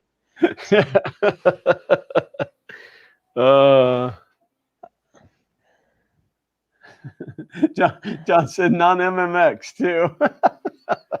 Oh, the good old MMX. It's super easy to tell that which ones are MMX because the MMX ones had the pins visible from the other side, so they were black and you could see like the little pin dots, and then the CPU was just in the center. Versus the non-MMX ones where everything was just cast in ceramic. You sent me a Twitter DM. I did not get a Twitter DM.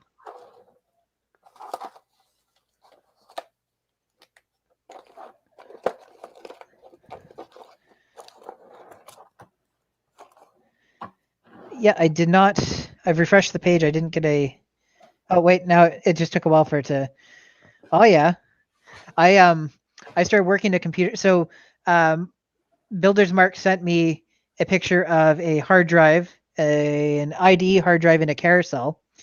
So essentially, they had these carousels, well, like kind of like the one you just showed, where the idea is that you could have your hard drive in a carousel, and then you could easily offsite backup. You know, being able to pull it out at the end of the day or whatever, bring it with you, that type of stuff. Yep.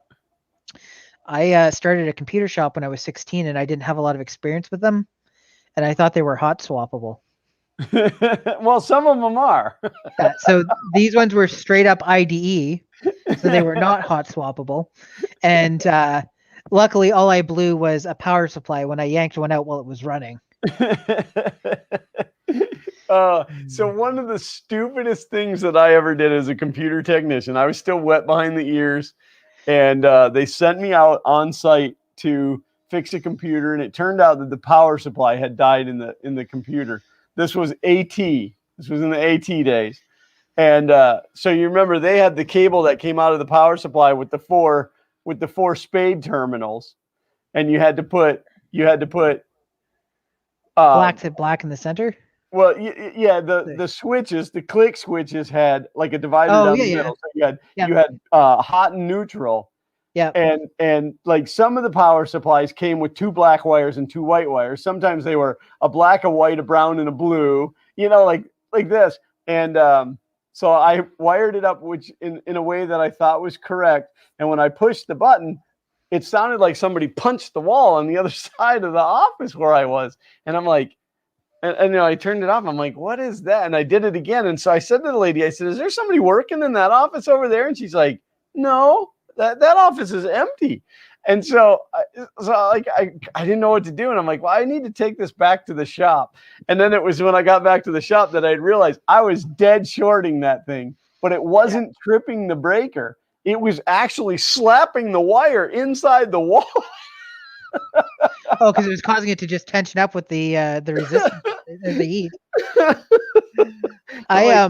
Oopsies. So when I was, I guess, 12 or 13, I got, as I keep talking about computers that were being thrown away from the school, over time I got a fair number of computers that were being tossed out. And, you know, the goal was to try and take them apart and build something for myself. So eventually I got the parts to build a 486.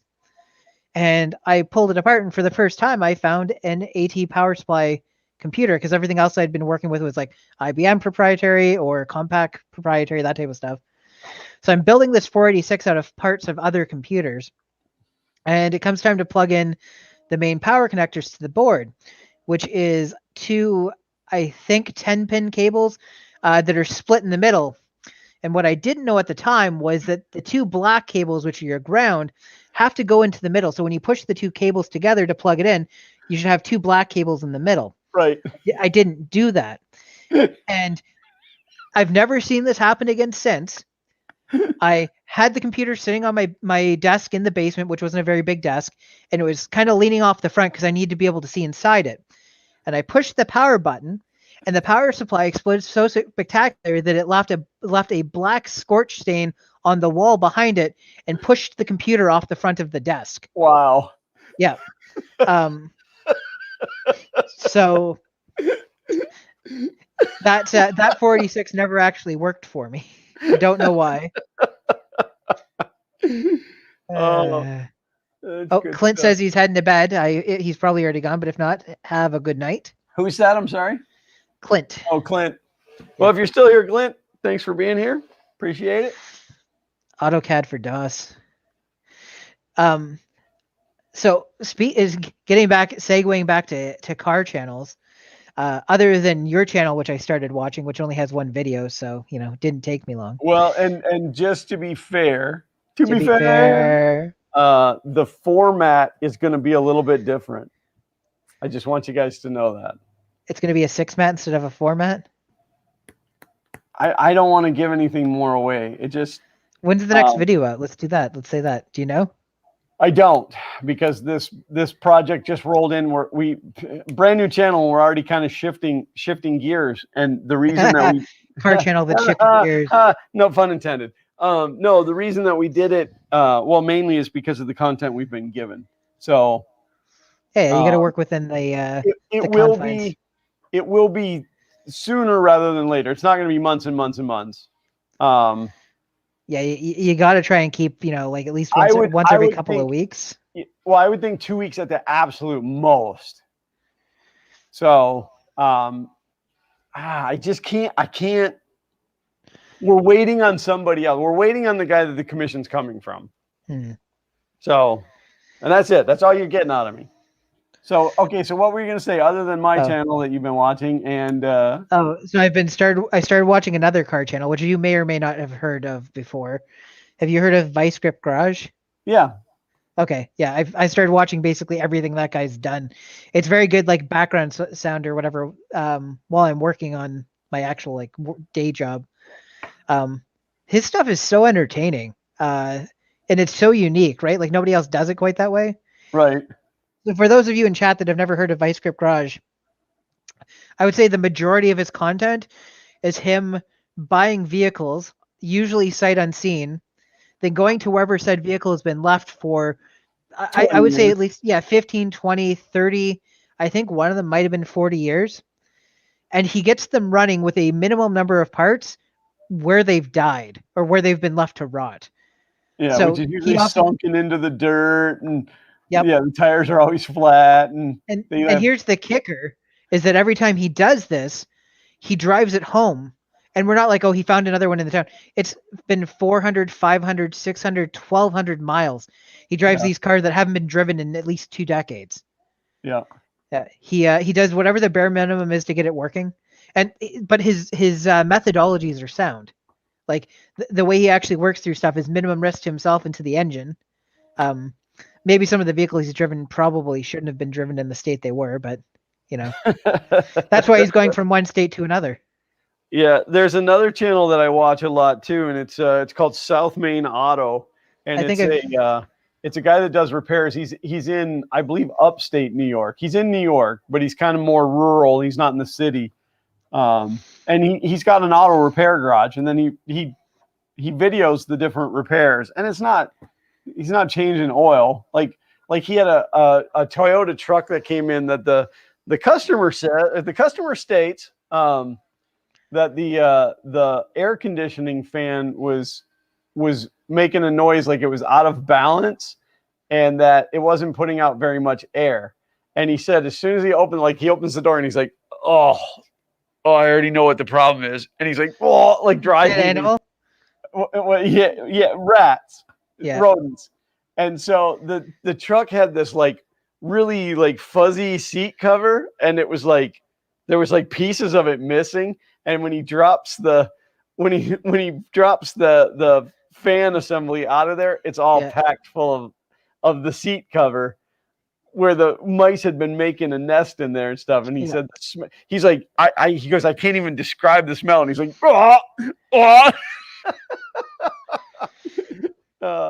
but he's like super funny. He takes a car out. He's out in the parking lot and he's doing something with the wheel, and somebody drives by and honks. It's a real small town.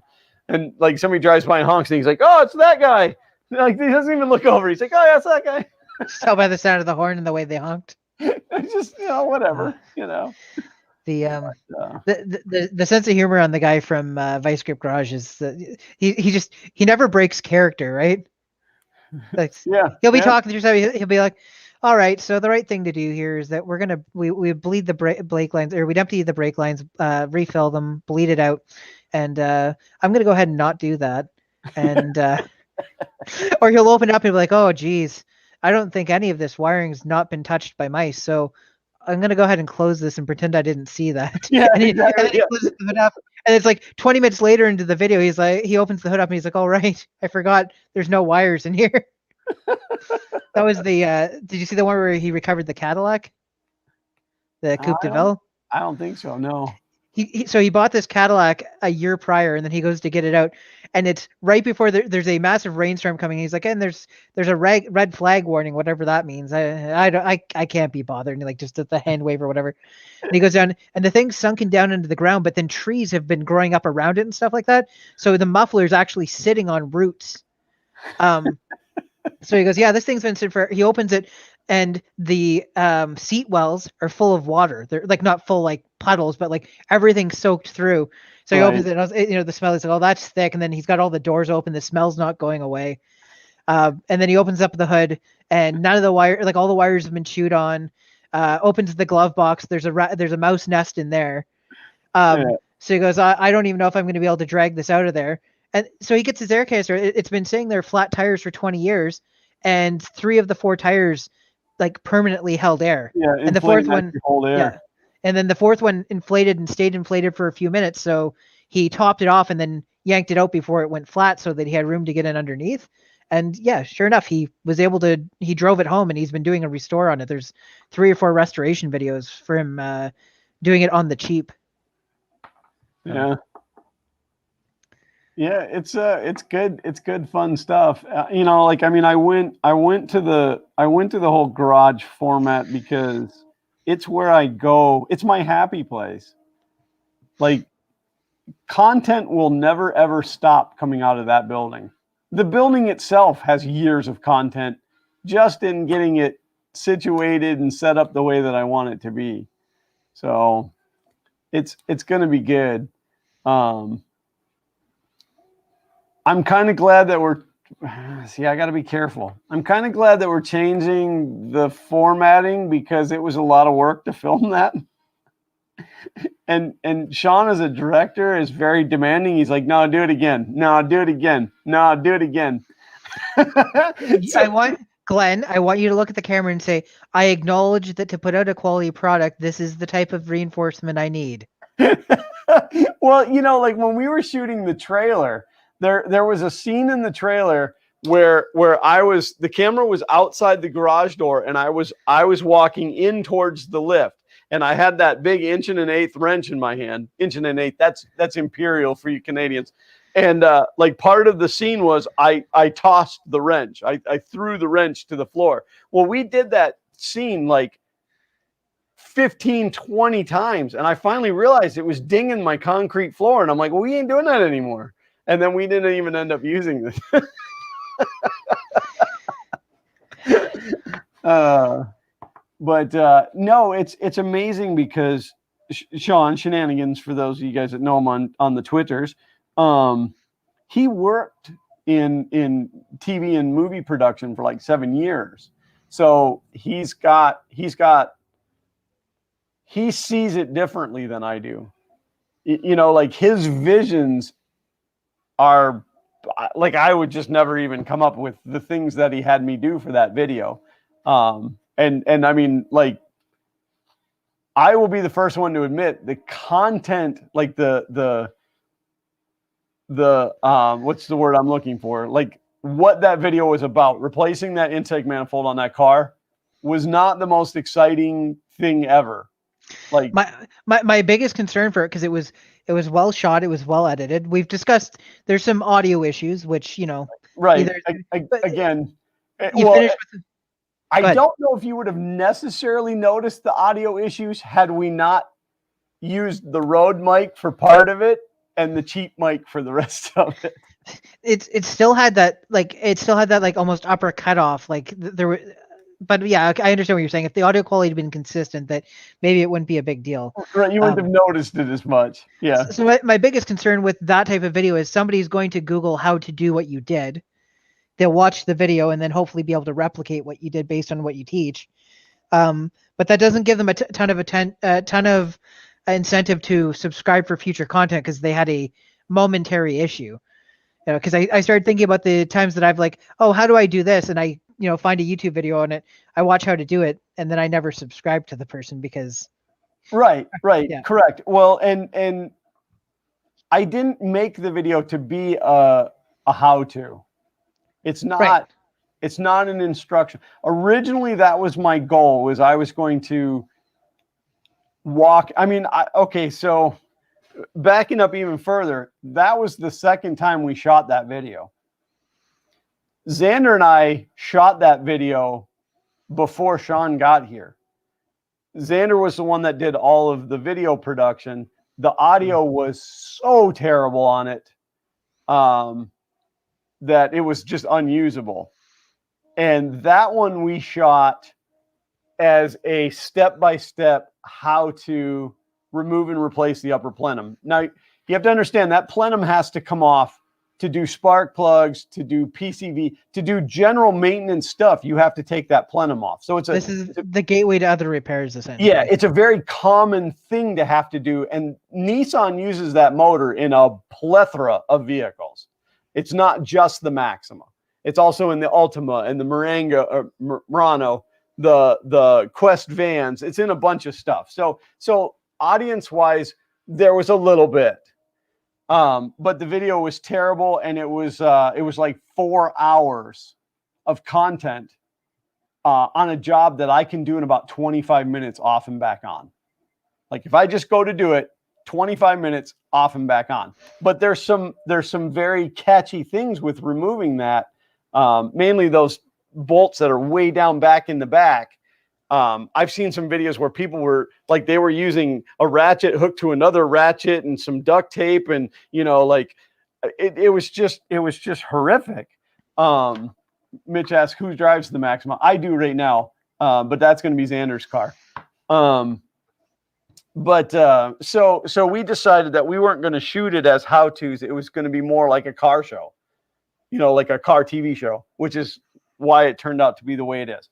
But now the point that you bring up, limited audience, it's a Maxima. How many people drive a Maxima? How many people are looking for plenum removal and reinstallation? And again, for that specific year range, because on a Nissan 3.5, right? Yeah. But again, the plan wasn't like the videos weren't always going to be about Nissan. It was going to be about just whatever, and go from there. But it's not now. That's all I can tell you. It's not. Are you going to tell me behind the scenes, or do I have to wait too? You have to wait too. Oh, that's so rude. I know. And I love you. I love you like a brother. But I just want you to know, no matter what the video is, not tell anybody what was up and coming. Okay, I want you to know though that I'm going to thumbs down the video immediately when you release it. Just don't think of it. Listen, what we are about to do has never knowingly been done as a, I'm going to call it as a TV show, as a series. We'll do that as a series. It's never been done that we can find, that we can figure out. The ideas and encouragement that we got came from somebody who we have access to that you typically don't have access to this type of person. I know this is all very vague, and it all makes sense much, much later. Is it somebody famous? Kind of yes and kind of no. Okay. They're famous as far as what they've done you've seen, but you won't necessarily know who they are. Okay. Does that make sense? Anytime that there's any type of... I have a good feeling on the type of thing you might be talking about, but I'm not going to say more here because, again, we're trying to... Right. But, anything that you've ever seen, like, if you watch YouTube channels and stuff, there's always people in the background that... I mean, like, if it wasn't for me talking about Sean, you wouldn't know that Sean was behind Fun King Garage because he's not in front of Fun King Garage. he's behind the camera. So if it wasn't for me talking about him, you wouldn't. So it's kind of that situation. So, and if, Sean's already probably going to be mad for as much as I've already said, but just trust that what's going to happen. I mean, it may not be like you may watch it and be like, oh, who cares? Everybody in this chat may watch it and go, who cares? But as a global phenomenon, I like that word, phenomenon. It's going to be brilliant. I sent you a DM on Twitter. You can let me know if my observation is correct. John Clark said, Glenn knows Jeremy Clarkson. I've known Jeremy for years. That guy will not leave me alone. No, I'm just kidding. I said that to Sean the other day. We were talking, and he was talking about that show, Counting Cars, with the Count, Danny. I can't remember Danny's last name now. But I'm like, oh, yeah, with Danny. I've known Danny for years. And he's like, really? And I'm like, no. What is that? What is that? Oh, it's a tape measure. It looked like just rusty metal. Well, the end is rusted. I think this is the one I left out for a winter. But, like, not going to stop me from using it. So I'm reading your tweet. Let's say massive isn't the word. Like, it's even bigger than massive. Oh. I'll let you in on that part of it after the stream. I can't tell you what the content's going to be. There, I think 65 Buick Skylark, 64 Chevy Corvette, Bear, 69 VW Beetle. I actually owned a 69 VW Beetle.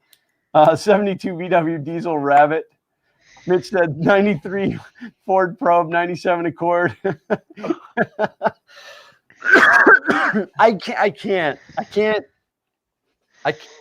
I'm going to tell you guys, you're all wrong. I would probably wet myself if you guys could actually guess what it is, but I don't think it's going to happen. You don't think they're going to guess, or you don't think the project's going to work out? No, I don't think that they could guess what it is. It's a Smart for 2. We're going to build a Smart for 2 with a 454 big block in it.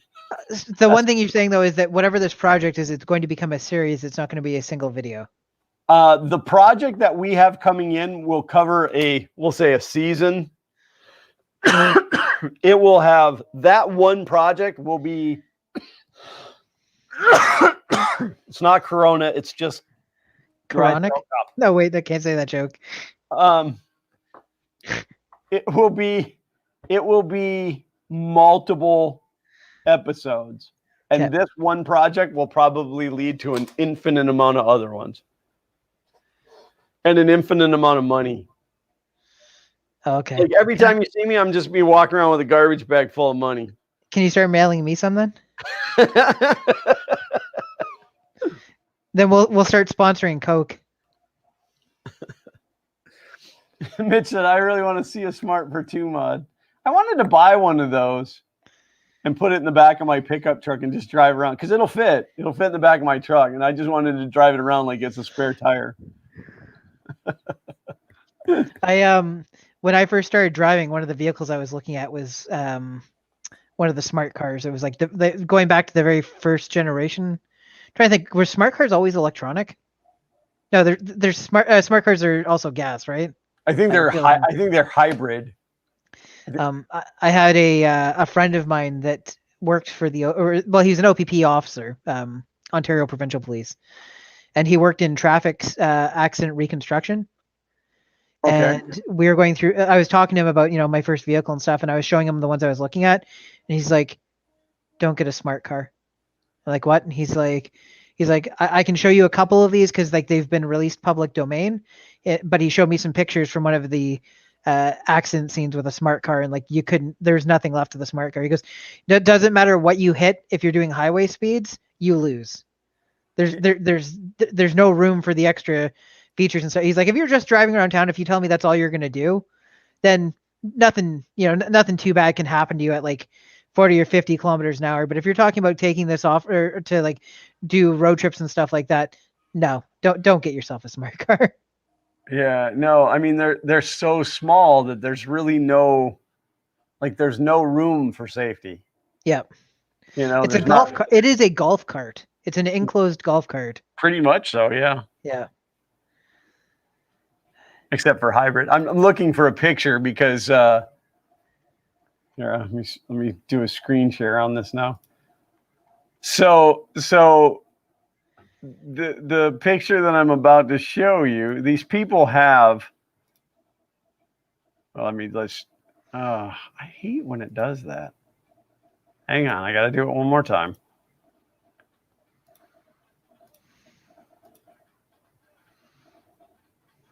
So these people have this semi truck and they pull a fifth wheel RV with it that's all painted to match. And this is actually my neighbor. They do dog shows, like where they run the dogs through the tubes and make them jump and do all that weird stuff. So they showed up for the last event without the RV, but they had a smart car on the back of their semi truck. Oh, for getting around while they were in town. Yeah, I suppose, because I guess they could just sleep in the sleeper, and then they have ramps that hook to the side to get the smart car up and down off of there. Ramps to the hooking to the side of trailers and stuff wasn't something I considered until a couple of years ago when my brother ended up with a couple of 4-wheelers and stuff, and we'd be going places and he'd show up and they'd be parked sideways on the trailer, and I'd be like, "Oh, what are you gonna do? Like turn them around?" He's like, "No," and he had to clamp on. They would clamp onto the side, and you just down over the side. And yeah, here in Florida, because of all of the mud bogs and all of that stuff, the 4-wheelers, it's very popular to have trailers where one 4-wheeler is parked across the nose of the trailer like this, and then 2 on the trailer in this way. Right. So yeah, they usually have a drop ramp and stuff. Hey, it's 6:31. Oh wow, time was flying. Well, we were talking about good stuff like Fun King Garage. And that weird guy that showed up. And then that guy. God, that guy owes me so much. Just showed up, hang out in the green room for some reason. I think I figured it out, by the way. I sent you another DM. I think I figured it out. No, that wasn't it? No. I was positive. If we were on the other channel, I'd read that out loud, but not on this channel. On the garage channel? Yeah, if we were on Fun King Garage, I would read that out loud, but Fun King Garage, not family friendly. Fun King 3D, family friendly. Actually, that's not true. Fun King Garage will end up being family friendly as well. We want everybody to be able to watch. Doesn't mean I won't lose my crap once in a while. We want everybody to be able to watch the ads. Yeah, that's right. We want to take everybody's money. Which, by the way, if you're infinitely wealthy and you're looking for a project to invest in, Glenn with 2 N's at funkinggarage.com. You know, I have to now say Glenn with 2 N's at funkinggarage with 2 G's.com. I still don't have email addresses at my domain. It's one of those things I have to look into. I'm still using Gmail. That makes you look less professional. So, so do you have anything that you'd like to plug at this point? I think I've plugged everything at this point. I plugged my Retro Tech channel and the video that's coming up. I have a new project that'll be out hopefully by the end of this week if I can start actually sitting in a computer chair for more than 5 minutes at a time, because I need to solder a bunch of stuff. That's it. Well, our viewership was doing great when Joel was here, and now it dwindled back down. So huge thank you to the 18 of you who are still hanging around. You guys are the best. The people who left early, they're all right too. But we like you guys that hang around to the end. And Tony Ryan said, I just made it 175 subscribers. That is awesome, and it is greatly appreciated. Something happened a couple of days ago. All of a sudden between noon and 4, we jumped 20 subscribers. And it wasn't just one spike, the Prusa server farm. Oh, it's about time. I paid for a sub bot to go in and boost your numbers. It just took a while. Excellent. Well, they did a good job because it was very staggered. Yeah, it was good. It was good. Yeah, you got to make it look natural. So it uses random number generation. And Sean Butler said Joel was here. Yeah, for a little while. Well, So He that found guy, out that Glenn was talking smack yeah, about he's him. talking smack about him, and he had to come in and defend himself. Yep. So, I gotta say, this COVID thing sucks. I miss being able to see everybody and have like in-person events. But and my print's not done yet. It's only at 74%, so you guys have to wait till next week to see that. But otherwise, yeah, it's just the usual. It's just the stuff where I say thanks to each and every one of you guys for coming in and hanging out with us. We truly do appreciate it. I know that this stream was really kind of just off the rails. I mean, a guest that we didn't know we were going to have, James being laid up. I had nothing to work on. So it was a little bit weird, but we thank you guys for showing up and hanging out. As always, we'll always take suggestions on topics. If there's something that you want us to talk about, feed it to us. If I don't like it, I'll poo-poo you almost immediately. I want to become a Fun King moderator just for fun. Fun King 3D or Fun King Garage. I don't know. I mean, I'm sure eventually we'll do live streams on there. I'm just not sure how that would work. But yeah. But either way, we appreciate you all being here. It's fun for us. That's really what we do it for, is so that James and I can hang out together and you guys just get to come along for the ride. Other than that, I don't really have anything. We're going to do it next week. Probably. So yeah, God willing and the creeks don't rise, we'll do it, same bat time, same bat channel, 4:30 p.m. Eastern Standard Time next Sunday. Is next Sunday Mother's Day? Probably. I think next Sunday's Mother's Day. Oh. I don't know. We'll keep you all in the loop. Watch the Twitters. I'll try to also post it to the Facebook. If you're not on the Twitters, just send me an email and ask me. Glenn with 2 N's at Fun King 3D. Need famous people on next week. You want to join us, Mitch? I'm good with you joining us if we end up doing it. It's really going to depend on what James is doing. My mother's 350 miles away, so and won't talk to you because of Corona. So won't talk to me because she knows how I am. Oh yeah, it's because of your haircut. So at this point, I would say that we'll most likely be here. So but that right. All right, guys. Thanks so much. That's it. And no, I'm just kidding. So and as always, go away. And as always, no. All right. So seriously, that's it. Great stream. I had a good time. I'm so glad y'all was here. I'm glad that you guys joined us. And as always, until next time, print on.